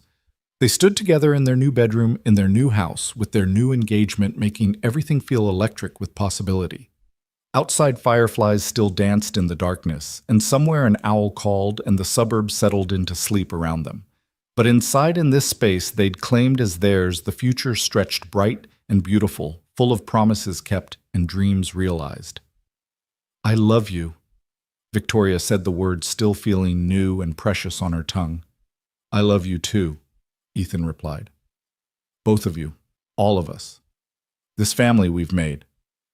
This family we've chosen," Victoria corrected. And that was the truth of it. They'd chosen each other on a dark night months ago when Ethan offered a ride and Victoria accepted. They'd chosen each other every day since, through burnt pancakes and bedtime stories, through corporate complications and custody conversations they'd need to have soon. They'd chosen to risk their hearts after loss had taught them to be careful, chosen hope over fear, love over loneliness. And tomorrow, they'd choose each other again. And the day after that. And all the days that followed, through wedding planning and house decorating, through Sophie's school plays and soccer games, through the adoption process they'd eventually navigate to make Victoria legally what she already was in every way that mattered, Sophie's mother. The clock on the nightstand ticked past midnight, officially making it Monday, the start of a new week in their new home with their newly official engagement. Victoria was already asleep beside him, her hand with its antique ring resting on his chest, her breathing deep and even. But Ethan lay awake a bit longer, listening to the unfamiliar sounds of the new house, learning its rhythms, its creaks and sighs. He thought about the morning, how they'd wake up engaged, how Sophie would probably announce it to everyone at school, how Victoria would wear her ring to the office and face down any whispers with the steel spine that made her a formidable CEO and an even more formidable mother. He thought about calling his parents, about Victoria's parents visiting, about merging not just their lives, but their families, creating something bigger and richer than any of them had alone. But mostly he thought about that drive, the one that started everything, how he'd simply been trying to be kind to help someone who needed it, how Victoria had been at her lowest point, ready to give up on the possibility of family, of love, of anything beyond corporate success, how Sophie had been resigned to their family of two, not knowing she was missing a mother who would love her fiercely and completely. 3 broken pieces that turned out to be not broken at all, just waiting to find each other, to fit together, to create something whole and beautiful and strong. A family not of circumstance but of choice, a love not of convenience but of recognition, 2 souls seeing past the surface to the truth beneath. Ethan finally drifted off to sleep with Victoria warm beside him, and Sophie safe down the hall in their new house that would become their home, in the life they were building day by day, choice by choice, love by love. And somewhere in his dreams he was driving through the city at night, but this time Victoria was beside him by choice, Sophie in the back seat, all of them heading not away from something, but toward it, toward home, toward family, toward the future they'd create together. The alarm would ring in a few hours, starting their first full week in the new house. There would be breakfast to make and lunches to pack, meetings to attend, and homework to help with, wedding plans to discuss, and a life to build. It would be chaotic and imperfect, and absolutely perfect in its imperfection. But for now, in the deep quiet of night, they slept, the single dad who'd learned to love again, the lonely boss who'd found her family, and the little girl who'd gotten the mom she'd wished for on countless stars. 3 hearts beating in 3 different rooms of the same house, connected by invisible threads of love that would only grow stronger with time. The morning sun cast long shadows through the kitchen windows as Victoria stood at the counter, her engagement ring catching the light as she poured coffee. It had been 2 weeks since the proposal, and she still found herself staring at the ring, sometimes amazed by its weight on her finger and everything it represented. "You're doing it again," Ethan observed, wrapping his arms around her from behind. "Doing what?" "Looking at your ring like you can't believe it's real." "Sometimes I can't," she admitted, leaning back into his embrace. 3 weeks in this house, 2 weeks engaged, and every morning I wake up expecting it to be a dream. "Not a dream," he assured her, pressing a kiss to her temple. "Though we might be living in a construction zone." He wasn't wrong. The house was still in transition, with paint samples taped to walls and furniture arrangements that changed daily as they figured out what worked. Sophie had taken to leaving helpful suggestions written in crayon on sticky notes. Couch should face TV better, and need more shelves for books, and paint my room purple. Please, please, please. Speaking of which, Victoria said, turning in his arms, the contractor's coming today to look at the bathroom renovation. And we have Sophie's parent-teacher conference at 3, and dinner with your parents at 6. And somewhere in there we both have to actually work, Ethan added with a laugh. I've been thinking about that, Victoria said carefully. About work. About us working together while being engaged. Ethan's expression grew serious. Are you having second thoughts about the partnership? No, God, no. You've earned that 10 times over. I'm thinking about perception, about making sure everyone knows this is legitimate, that your success isn't because of us. Let them think what they want. Ethan. Her CEO voice slipped through the one that commanded boardrooms. I need to protect both of us. I'm proposing we bring in an external consultant to review the partnership terms to validate your contributions independently.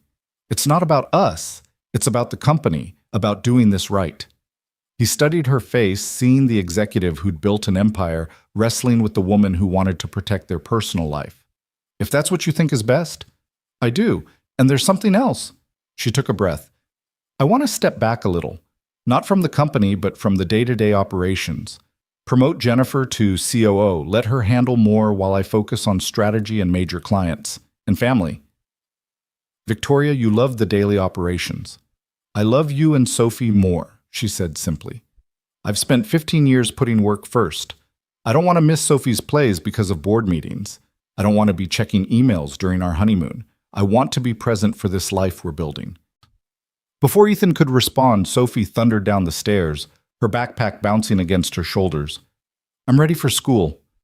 Did you remember it's Share Day? I'm bringing the photo from the market to share about our family. We remembered, Victoria assured her, though in truth she'd forgotten until Sophie's reminder. This was still new, this juggling of corporate responsibilities with school schedules and share days. Emma's mom is bringing cupcakes for the class, Sophie continued, grabbing her lunchbox. Can we bring something next time? Of course, Victoria said. What would you like to bring? Your homemade brownies, the lopsided ones. Victoria laughed. They're only lopsided because I'm still learning. That's what makes them special, Sophie said with 8-year-old wisdom. They're made with love and trying. The doorbell rang before anyone could respond, and Sophie ran to answer it, returning with Anna, who'd taken to dropping by unannounced since the engagement. Morning, future sister-in-law, Anna sang out, helping herself to coffee. Ready for Mom and Dad tonight. Define ready, Ethan muttered. They're going to cry, Anna warned Victoria. Fair warning, Dad hasn't seen Ethan this happy since, well, ever. And Mom's already bought 3 different grandmother books, even though Sophie calls her Nana Anna. But I'm not even their grandchild yet, Sophie protested. Anna knelt down to Sophie's level. Sweetheart, you became their grandchild the moment Uncle Ethan decided Victoria was family. Legal stuff is just paperwork. So I have lots of grandparents now. So many grandparents, Anna confirmed. You're going to be spoiled rotten. Excellent, Sophie declared, making all the adults laugh. After Sophie got on the school bus and Anna left for work, Victoria and Ethan stood in their still chaotic living room surrounded by paint samples and fabric swatches and the beautiful mess of building a life together. We need to make some decisions, Victoria said, picking up a stack of purple paint samples Sophie had specifically selected.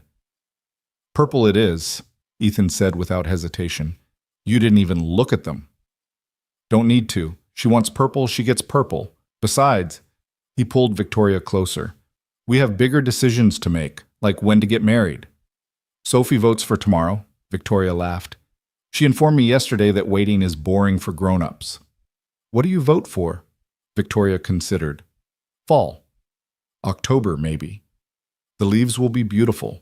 Sophie will be settled in school, and it gives us time to do this right. October it is. Big wedding or small? Small, Victoria said immediately. Family, close friends. Maybe in the backyard once we get it landscaped. I love that idea, though Sophie might have opinions about everything. they said in unison, laughing. The contractor arrived then, a middle-aged man named Tony, who looked at their bathroom plans with the eye of someone who'd seen too many HGTV-inspired disasters. "You sure you want to knock out this wall, us?" he asked, tapping the blueprint. "We need more space," Victoria explained. "Eventually we might have more children, and one bathroom upstairs won't be enough."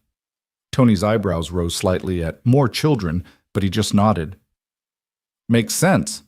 When you're thinking about starting the renovation," Ethan asked.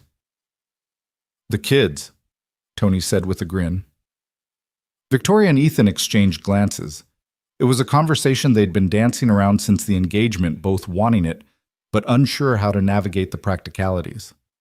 "Soon," Victoria said softly. "After the wedding." "Well, then, we better get this bathroom done quick," Tony said, making notes. "These things take time, and trust me, pregnancy and renovation don't mix. My wife nearly murdered me when I was retiling our bathroom while she was 8 months pregnant."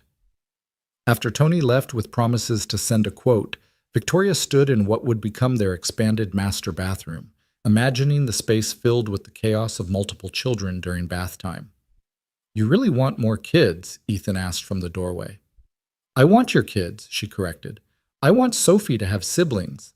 I want our house full of laughter and chaos, and too many shoes by the door." Even though Sophie's already 8, the age gap. "Will be perfect," Victoria interrupted. "She'll be the amazing big sister who helps and teaches and probably bosses them around mercilessly." "You've thought about this?" "Every night since you mentioned it. I'm 38, Ethan. If we're doing this, we can't wait too long." He crossed to her, taking her hands. "Then we won't wait. October wedding, and then we see what happens," Victoria finished. The parent-teacher conference that afternoon was their first as an engaged couple, and Mrs. Patterson couldn't hide her delight. "Sophie's been writing stories about your family all semester," she said, pulling out a folder full of Sophie's work. "Look at this one from last week." The story was titled "My Three Parents" and began, "I have a dad who fixes everything, a mom in heaven who sent me Victoria, and a bonus mom who's going to be my real mom soon." Victoria's breath caught. She thinks her birth mother is in heaven. Mrs. Patterson looked surprised. "You didn't know Sophie's been telling everyone her first mom went to heaven when she was little, but sent Victoria to take care of her and her dad."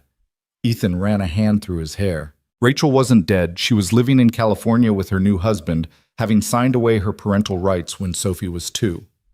They'd agreed to tell Sophie the truth when she was older, but apparently she'd created her own narrative." "We need to talk to her," Victoria said quietly. "She's doing wonderfully academically."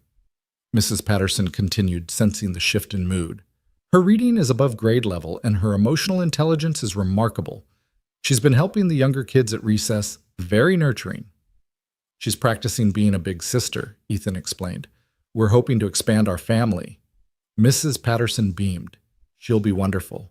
She has such a capacity for love."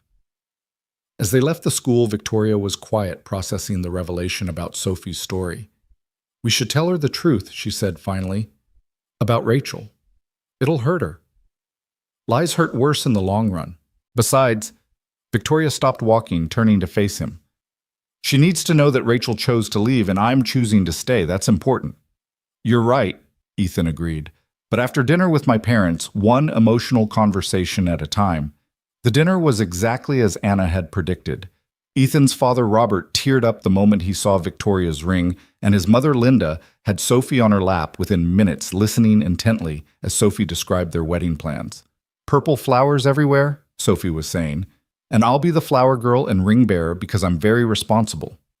"You are very responsible," Linda agreed, "and you'll be the most beautiful flower girl ever." "Victoria's going to be the most beautiful," Sophie corrected loyally. "Dad says she takes his breath away." "Did he now?" Robert asked, grinning at his son's reddening face. "He did. He also says she makes him want to sing, but I've heard Dad sing, and it's terrible, so maybe that's not a good thing." The table erupted in laughter, and Ethan buried his face in his hands while Victoria rubbed his back, trying not to laugh too hard. "I think it's wonderful," Linda said, reaching across the table to squeeze Victoria's hand. "We've been hoping Ethan would find someone who could make him sing again, terrible voice and all." "Mom," Ethan protested. What? It's true. After Rachel, Linda caught herself glancing at Sophie. After my first mom went to heaven, Sophie supplied helpfully, and the adults all froze. Sweetheart, Ethan started carefully about that. I know she's not really in heaven, Sophie interrupted, shocking them all. Emma's mom told Emma, who told me that my birth mom lives in California, but I like my story better. The silence that followed was deafening. Victoria reached for Sophie, pulling her into her lap. Why do you like your story better? She asked gently. Sophie played with Victoria's engagement ring as she answered. Because in my story she loved me but had to leave. In the real story she chose to leave. That hurts more. Oh, baby. Ethan moved around the table, kneeling beside Victoria's chair so he was at Sophie's eye level. Sometimes grown-ups make choices that don't make sense. It wasn't about you. I know, Sophie said with a maturity beyond her years. Mrs. Johnson explained it to me. She said some people aren't meant to be parents, and it's better they figure that out and leave than stay and be unhappy. Mrs. Johnson sounds wise, Linda said softly. She is. She also said I'm lucky because I got Victoria instead, and Victoria chose me on purpose. Victoria was crying now, not even trying to hide it. I did choose you on purpose. Every single day I choose you. And you'll never leave. Never, Victoria promised. Even when you're a teenager and hate me for not letting you stay out late. I won't hate you, Sophie said confidently. I'll probably be mad sometimes, but I won't hate you. Can we put that in writing? Robert joked, breaking the tension. The rest of dinner was lighter, with Linda pulling out embarrassing photos of Ethan as a child and Robert telling stories about Ethan's first attempts at dating. He once brought a girl home, Robert was saying, and he was so nervous he walked straight into the glass door. Dad, please, Ethan groaned. The door was clean, Robert defended. And the girl thought it was charming, said it showed he was human. What happened to her? Victoria asked, enjoying Ethan's discomfort. She married his best friend from college, Anna supplied cheerfully. They sent a wedding invitation and everything. And that's enough family history for tonight, Ethan declared, starting to clear plates. Later. After his parents had left and Sophie was in bed, Victoria and Ethan sat on the porch, despite the evening chill, processing the revelations of the day. She knew, Ethan said, still amazed. This whole time she knew about Rachel. Children know more than we think they do. They just process it differently. Are you okay? With what she said about choosing you, Victoria leaned against his shoulder. I'm more than okay. She's right, I did choose her. Choose both of you. It wasn't obligation or circumstance. It was choice, deliberate and conscious. And you keep choosing us. Every day. Though some days the choice is easier than others, like when you don't walk into glass doors. That was one time. According to your father, it was at least 3 times. I'm never living that down, am I? Never, Victoria confirmed cheerfully. I'm going to tell that story at our wedding. You wouldn't. Reception speech, I knew Ethan was the one when he managed to drive me home without hitting any glass doors. He tackled her gently, both of them laughing as they mock wrestled on the porch swing, acting more like teenagers than responsible adults with a mortgage and a child. Get a room, Mrs. Johnson called out from next door where she was taking out trash. We have a whole house, Ethan called back. Then use it, she replied. But she was laughing. They went inside, still giggling like kids, and found Sophie standing at the top of the stairs in her pajamas. You woke me up with your laughing, she accused, but she was smiling. Sorry, sweetheart, Victoria said, climbing the stairs to pick her up, even though Sophie was getting almost too big for it. It's okay. I like hearing you laugh, both of you. She yawned enormously. Will you both tuck me in? Always, Ethan promised. They tucked her in together. Sophie insisting on kisses from both of them. Then her stuffed elephant also needed kisses. Then she needed one more sip of water. Then one more hug. You're stalling, Victoria observed. Maybe a little, Sophie admitted. But also I just like having you both here. We like being here, Ethan assured her. Even when I'm a teenager and difficult. Especially then, Victoria said. That's when you'll need us most, even if you don't think so. Emma's older sister is 13 and she's awful, Sophie informed them. She slams doors and everything. We'll handle door slamming, Ethan promised. We're tough. Victoria's tougher, Sophie said matter-of-factly. She runs a whole company. Teenage me won't stand a chance. Go to sleep, you little negotiator, Victoria laughed, kissing her forehead one more time. As they closed Sophie's door, they could hear her talking to her elephant, explaining the wedding plans in detail. And we'll all have matching flowers. Mr. Elephant, even you. In their own bedroom, as they got ready for bed, Victoria said, We're really doing this, the whole thing. Marriage, more kids, PTA meetings, teenage years. Having second thoughts. Never, just amazed. 6 months ago, if someone had told me I'd be living in the suburbs engaged planning a wedding with an 8-year-old as my creative director, I would have thought they were insane. And now I can't imagine any other life. She paused in brushing her hair.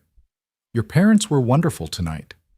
They love you. Dad pulled me aside and said you're the best thing that ever happened to me. He's biased. He's right, Ethan corrected. You and Sophie are the best things in my life. Sophie was already in your life. But she's different now. Happier, more complete. You didn't just give me love, Victoria. You gave Sophie a real mother who chose her. She gave me purpose beyond profit margins, Victoria said softly. Both of you did. They settled into bed, Victoria automatically curling into Ethan's side, his arm around her shoulders. The house creaked softly around them, settling for the night, and somewhere a dog barked in the distance. October feels far away, Victoria said into the darkness. 3 months. I don't want to wait 3 months to be your wife. Ethan was quiet for a moment. So let's not wait. What? Let's get married sooner, next month. Sophie can still have her purple flowers. We'll still have family there, but why wait? Victoria sat up, looking down at him in the dim light from the street lamp outside. You're serious? Completely. We could do it Labor Day weekend. Everyone will already be off work. That's in 3 weeks. So we have a house, we have the backyard, we have Sophie as our wedding planner. What else do we need? A dress for starters. You'd be beautiful in a paper bag. I'm not getting married in a paper bag, Ethan, but you are getting married in 3 weeks. Victoria looked at her ring, then at Ethan, then toward the door where they could hear Sophie still murmuring to her elephant about flower arrangements. Yes, she said, surprising herself. Yes, let's do it. Labor Day weekend. Really? Really? But I'm not wearing a paper bag. Deal! Ethan laughed, pulling her down for a kiss. Sophie's going to lose her mind with excitement, Victoria warned. She's going to want to plan everything. Let her. 8-year-old wedding planner might be exactly what we need. Purple everything. Purple everything, Victoria agreed. They kissed again, deeper this time, full of promise and excitement and the thrill of a decision made from love rather than logic. 3 weeks to plan a wedding. 3 weeks until Victoria became Mrs. Ward. 3 weeks until their family became official in the eyes of the law. Though in their hearts, it had been official since that first Saturday morning when Victoria stayed for breakfast and never really left. I love you, Ethan whispered against her lips. I love you too. Both of you. All of us. Outside the suburban street was quiet houses, dark, except for porch lights standing sentinel against the night. But inside the Ward's soon-to-be official home, hearts were full of plans and promises, dreams taking shape in the darkness. Tomorrow they'd tell Sophie about the moved-up wedding date. She'd shriek with joy, immediately start revising her flower arrangements, and probably insist on going dress shopping immediately. Anna would panic about the shortened timeline, then kick into high gear as maid of honor. Both sets of parents would be thrilled and offer to help with everything. There would be 1,000 details to manage in 3 weeks, catering and flowers and getting a marriage license and figuring out how to fit everyone in their backyard. Victoria would have to find a dress Ethan would need, a suit. Sophie would require the perfect flower girl outfit that met her exacting standards. But tonight, in the quiet of their bedroom with Sophie safe down the hall, and their engagement official, and their wedding suddenly imminent, everything felt possible. Every dream, every hope, every plan for their future felt not just possible but inevitable, as certain as the sunrise that would come in just a few hours. 3 weeks, Victoria murmured, already half asleep. 3 weeks, Ethan confirmed, holding her closer. Down the hall, Sophie had finally stopped talking to her elephant, lost in dreams of purple flowers and wedding cake. The house settled into deeper quiet, just the sound of breathing and the occasional creak of a house learning to hold a family's worth of love. 3 weeks until the wedding. A lifetime of choices had led them here. Ethan's choice to offer a ride, Victoria's choice to accept it, Sophie's choice to open her heart to a bonus mom, and 1,000 smaller choices since then. Each one building on the last, creating something stronger than any of them alone.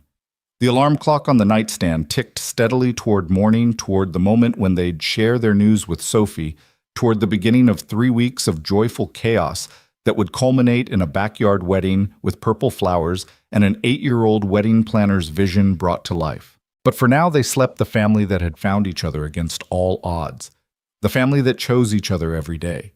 The family that in 3 weeks would make it official, but had been real since the moment Victoria first stayed for breakfast. And Ethan realized he'd been waiting for her all along. The next morning arrived with Sophie bouncing on their bed at dawn, her elephant clutched in one hand and a notebook in the other. "I had the best dream about the wedding," she announced, not bothering with good morning. "There were purple butterflies everywhere, and we all wore matching shoes, and the cake was as tall as me," Victoria groaned, pulling a pillow over her head. "Sophie, sweetheart, the sun isn't even up yet."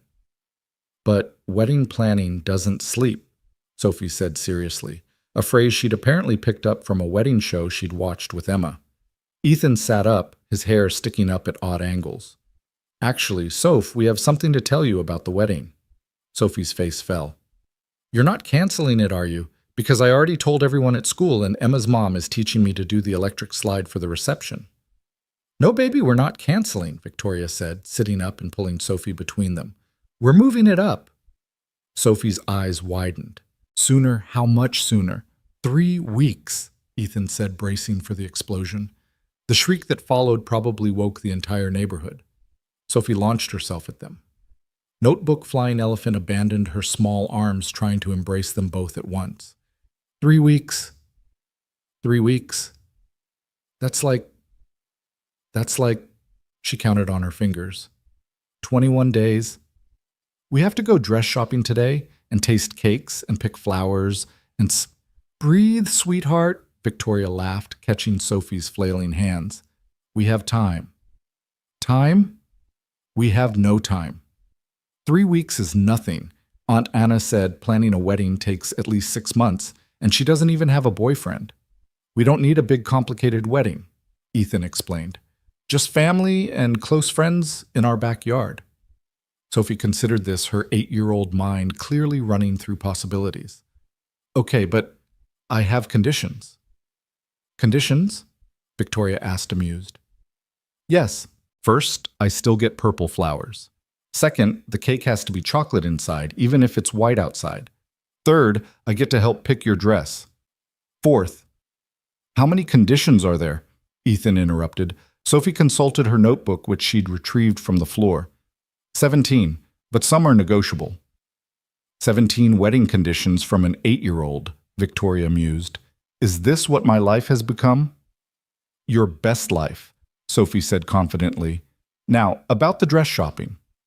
By the time they made it downstairs for breakfast, Sophie had called Anna, waking her, texted Emma from Victoria's phone with permission, and started a list titled Urgent Wedding Stuff that was already 2 pages long. "We need a wedding coordinator," she announced over cereal. Emma's sister's friend's mom planned a wedding in 2 weeks, and she said the secret is delegation. "Where are you learning these words?" Ethan asked. "Wedding YouTube. Very educational." Victoria's phone rang, her mother, Patricia, calling from Florida.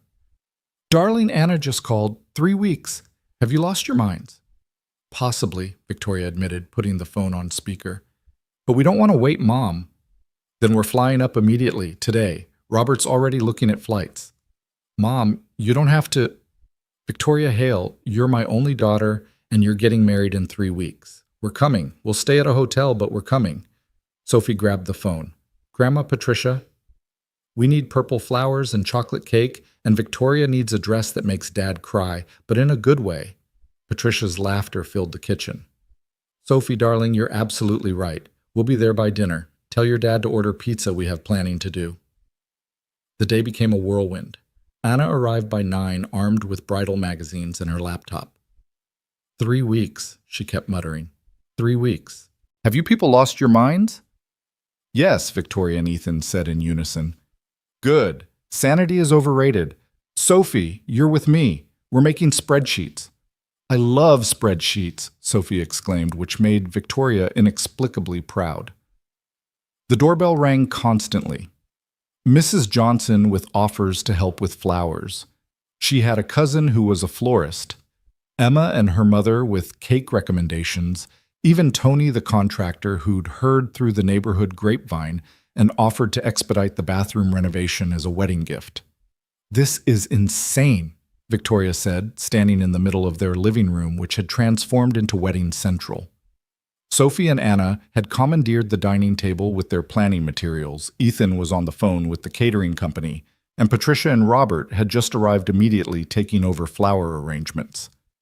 It's perfect, Robert, Victoria's father, corrected, hugging his daughter. Organized chaos just like the best families.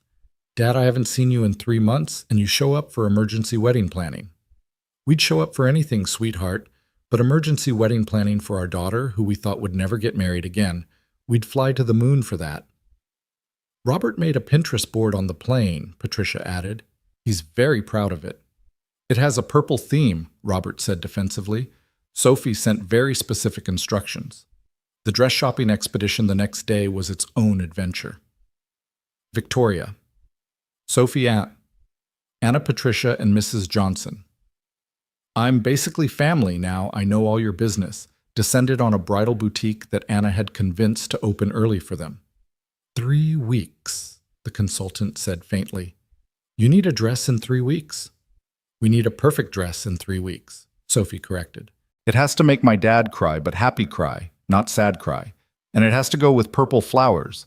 And it can't be too poofy because we're having the wedding in our backyard and there might be grass stains. The consultant looked at Victoria. Is she the bride or are you? Joint effort, Victoria said, already exhausted, and they'd only been there 10 minutes. But then on the 5th dress, magic happened. Victoria stepped out of the dressing room in a simple but elegant A-line dress with delicate lace details and a train that could be bustled for backyard navigation. Sophie gasped. That's it. That's the one. Dad's definitely going to cry. You think, Victoria asked, looking at herself in the mirror. She hardly recognized the woman looking back, radiant, happy. Nothing like the cold CEO she'd been 6 months ago. I know, Sophie said confidently. You look like a princess, but also like Victoria, but also like a mom. It's perfect. Patricia was crying, Anna was taking pictures, and Mrs. Johnson was fanning herself with a bridal magazine. We'll take it, Victoria said, not even asking the price. But it needs alterations. I'll pay rush fees, whatever it takes. Mom's using her CEO voice, Sophie stage whispered to Anna. That means business. The days blurred together in a haze of decisions and decorations. Ethan and Robert built an arbor in the backyard with Sophie as their supervisor, offering helpful suggestions like, it needs more purple, and what if we add twinkle lights? Twinkle lights it is, Robert agreed, having fallen completely under Sophie's spell. Victoria's parents had essentially moved in, taking over the guest room and throwing themselves into preparations with enthusiasm that surprised everyone, including Victoria. I've never seen them like this, Victoria told Ethan one evening watching Robert and Sophie string lights while Patricia arranged centerpieces.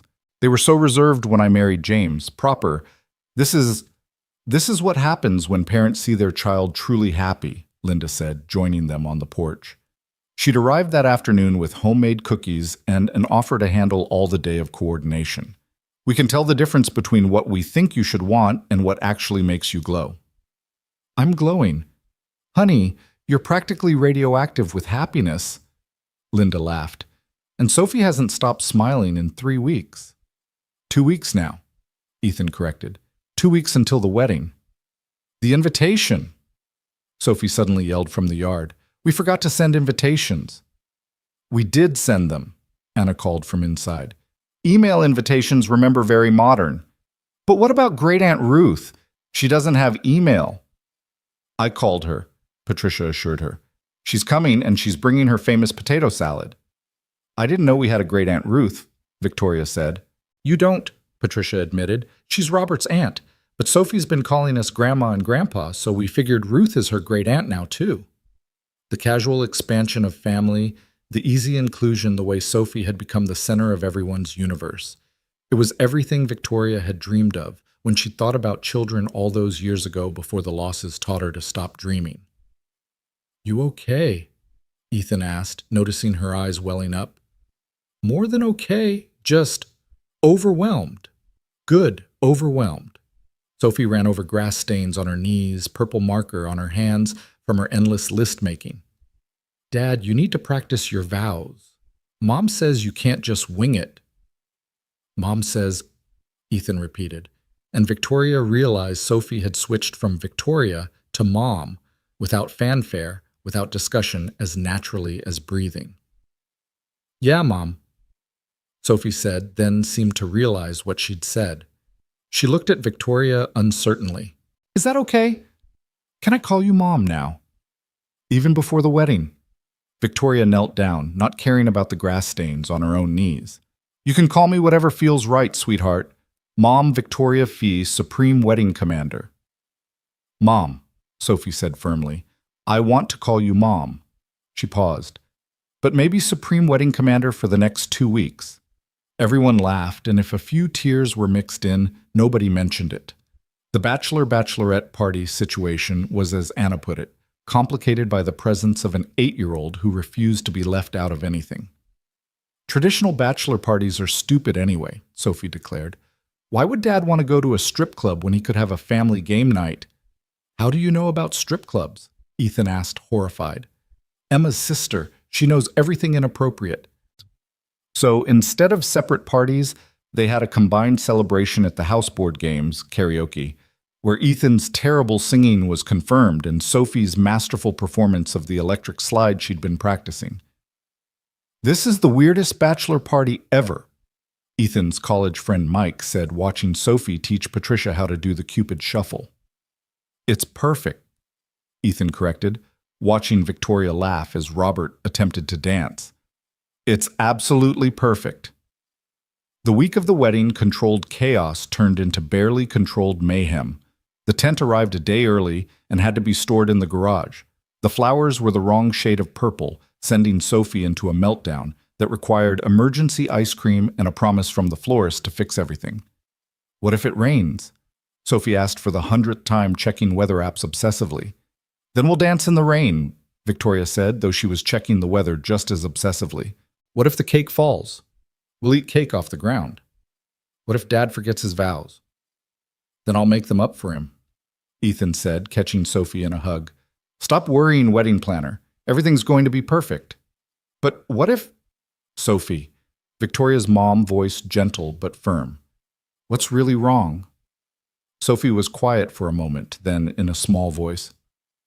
What if after you get married, things change?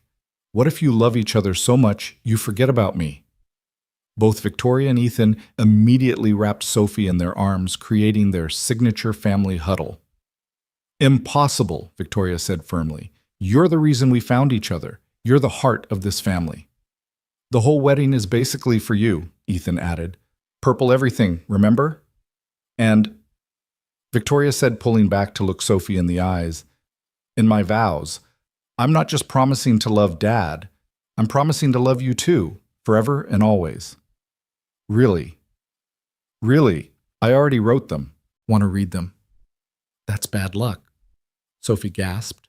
Only for Dad to see my dress. You can read my vows. They sat on Sophie's bed, Victoria pulling out her phone where she'd been drafting and redrafting her vows for days. Sophie read silently, her lips moving slightly, then threw herself at Victoria. You wrote about the drive home, and the pancakes, and me. Of course I did. You're both my love story. The rehearsal dinner the night before the wedding was held in the backyard, a test run for the next day's setup. The tent glowed with string lights, the tables were set with purple runners Sophie had picked out, and Great Aunt Ruth's potato salad was indeed famous worthy. I'd like to make a toast, Robert Ethan's father said, standing with his beer. 6 months ago, my son was existing, going through the motions, being a great dad but forgetting to be Ethan. Then Victoria came along, and I watched my son come back to life. Victoria, thank you for saving him. He saved me first, Victoria said softly. You saved each other, Sophie piped up. That's what makes it a good story. To saving each other. Patricia toasted, and everyone raised their glasses, even Sophie with her juice box. Later, as tradition dictated, Victoria prepared to spend the night at Anna's apartment to avoid seeing Ethan before the wedding. Sophie was devastated. But we always sleep in the same house now. It's just one night, baby, Victoria assured her. And tomorrow it'll be official. We'll be a legal family. We're already a family, Sophie protested. You're right. Tomorrow we're just getting the paperwork to match what's already true. Like adoption papers, Sophie asked hopefully. Because Emma says after you marry Dad, you can adopt me, and then nobody can ever say you're not my real mom. Victoria looked at Ethan, who nodded. They'd already discussed this, already started the paperwork. Would you want that? Victoria asked carefully. For me to officially adopt you. More than anything, Sophie said solemnly. Then we'd all be Wards. The Ward family. Officially. Then, yes, we're working on adoption papers. Sophie's squeal of joy probably reached 3 blocks. Anna practically dragged Victoria out the door. Come on, bride, you need sleep. You're getting married tomorrow. I'm getting married tomorrow, Victoria repeated, dazed. To my brother, who's been texting me all day about how he can't wait to be your husband. It's disgusting and adorable. At Anna's apartment, Victoria found herself unable to sleep, staring at the ceiling, thinking about the journey that had brought her here. The company party where she'd drunk too much wine, trying to numb the pain of her losses. Ethan's gentle concern, his offer of a ride. The quiet drive through the city, Sophie's immediate acceptance. The slow build of love trust family. Her phone buzzed with a text from Ethan. Can't sleep. Sophie's in my bed asking if tomorrow is real. She's also dictating this message. She says to tell you she loves you, and she's already picked out which flowers she's throwing first. Victoria typed back, tell her I love her too, both of you, and tomorrow is very real, the realest thing ever. Another buzz. Sophie says the realist isn't proper grammar, but she'll allow it because tomorrow you're becoming her mom officially. Also, she's now asleep on my arm, and I can't move. Victoria smiled, picturing them in the bed that would tomorrow officially be hers too. Everything official tomorrow, though it had all been real for months now. Morning came too soon and not soon enough. Anna burst into the guest room at dawn with coffee and a manic energy that suggested she'd been up for hours. Wedding day? My brother's wedding day. Your wedding day. Sophie's already texted me 12 times about the flower schedule. Patricia and Linda arrived soon after, armed with makeup bags and curling irons, and the kind of determined enthusiasm that suggested resistance was futile. You're going to be the most beautiful bride, Patricia said, working on Victoria's hair. Though Sophie might give you competition in her flower girl dress. It has 17 layers of tulle, Linda reported. I counted. She insisted on maximum poof. Of course she did, Victoria laughed. The dress fit perfectly, the alterations completed just in time. As Victoria stood in Anna's bedroom fully dressed, makeup done, hair pinned with purple flowers, at Sophie's insistence she hardly recognized herself. Gone was the cold CEO, the woman who'd built walls so high she'd forgotten what was on the other side. In her place stood a bride, a mother, a woman who'd learned that love wasn't about protecting yourself from loss, but about being brave enough to risk your heart again. Don't you dare cry and ruin your makeup, Anna warned, but she was crying too. The drive back to the house felt both endless and too quick. Victoria could see the tent in the backyard, guests already gathering purple flowers everywhere Sophie's vision brought to life. Ready? Patricia asked as they pulled up. I've been ready since the first time Sophie called me Mom, Victoria said. They entered through the back gate to avoid Ethan seeing her. Sophie was waiting in the kitchen, resplendent in her purple dress with its 17 layers of tulle, a flower crown on her head, basket of purple petals clutched in her hands. Mom! She shrieked, then caught herself. Victoria, Mom is perfect, Victoria said, kneeling carefully in her dress to hug Sophie. You look absolutely beautiful, sweetheart. So do you? Dad's definitely going to cry. Good tears, though. He already cried twice this morning, and you weren't even there. The music started. A guitar player Anna had found playing something soft and romantic that Sophie had approved after extensive YouTube research. "That's our cue," Linda said, appearing in the doorway. "Sophie, you're up first." Sophie took a deep breath, suddenly serious. "I'm going to throw petals perfectly. I practiced." She walked out, and Victoria could hear the gathered guests cooing over her.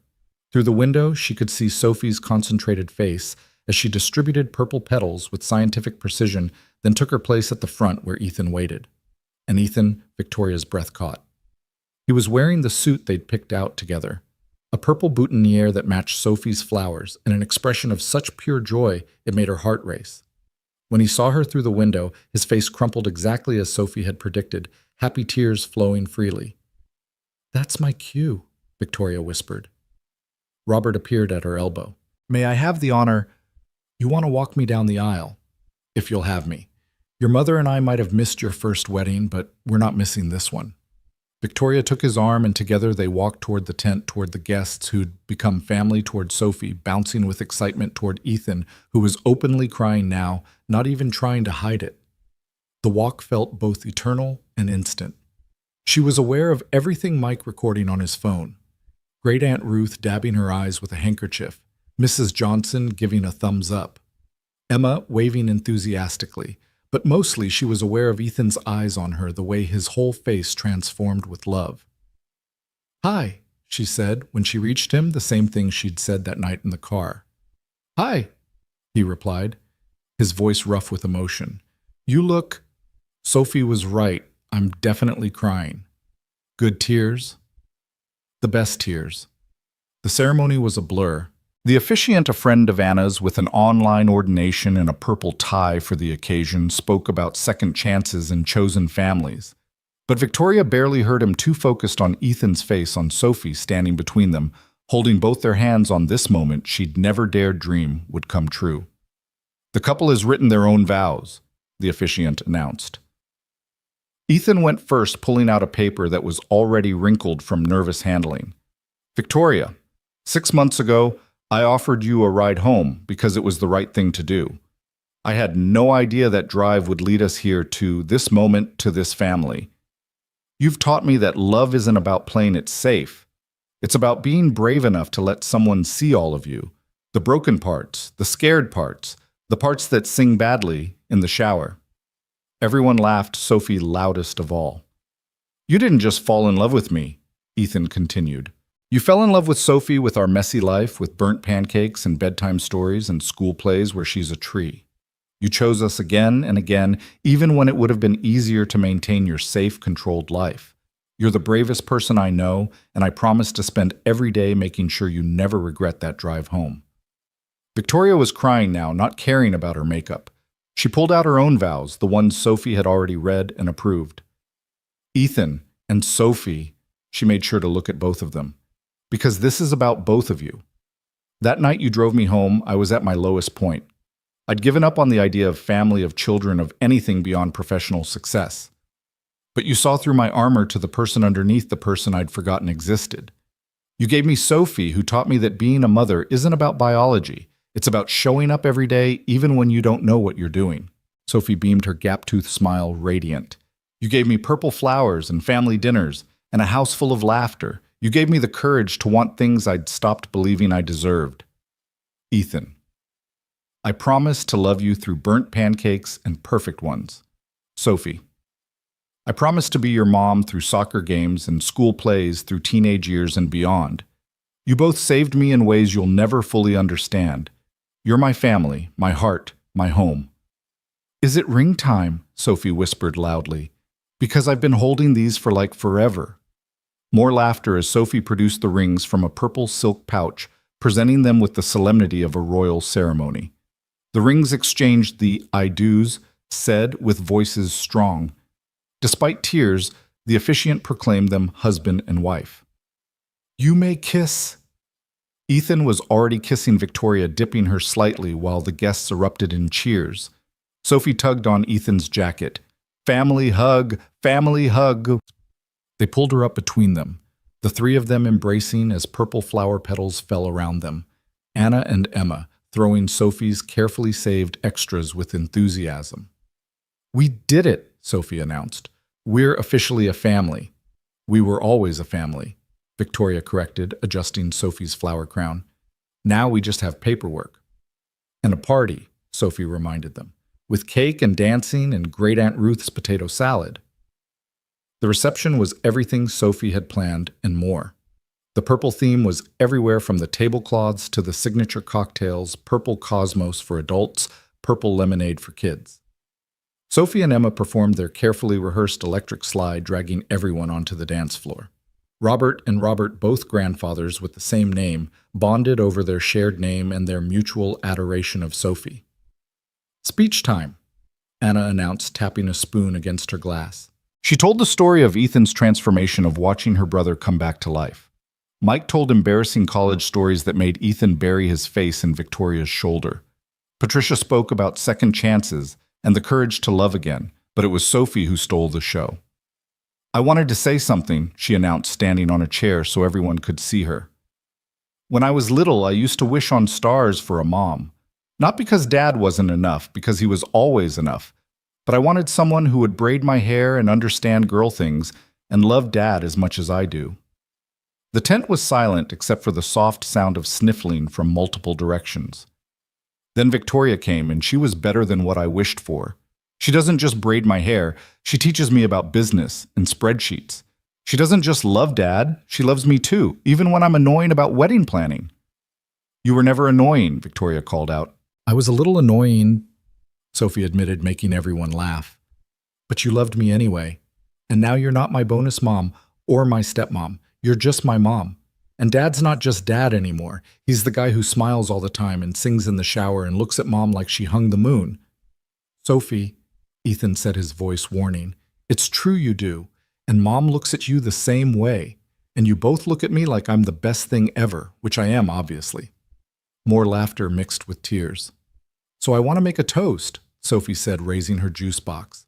"To our family, to Dad, who was brave enough to offer a ride, to Mom, who was brave enough to accept it, and to me because I'm awesome and I planned most of this wedding. To Sophie!" Everyone chorused, laughing and crying in equal measure. The party continued late into the evening. There was dancing slow songs where Ethan and Victoria swayed together, while Sophie danced on Ethan's feet fast songs where everyone attempted Sophie's electric slide with varying degrees of success. There was cake, which was indeed chocolate inside despite its elegant white exterior. There were tears when Victoria threw her bouquet and Sophie caught it, announcing she was never getting married because she already had the best family. As the evening wound down and guests began to leave, Sophie fell asleep in Robert's, her grandfather's lap, exhausted from the excitement. Victoria and Ethan sat at their sweetheart table, watching their families clean up, everyone working together with the ease of people who belonged. "We did it," Victoria said softly. "We did it," Ethan agreed. "Mrs. Ward, I love how that sounds. I love you. I love you too. Both of you." They looked at Sophie, still asleep despite the activity around her. Her flower crown askew purple tulle dress wrinkled the biggest smile on her sleeping face.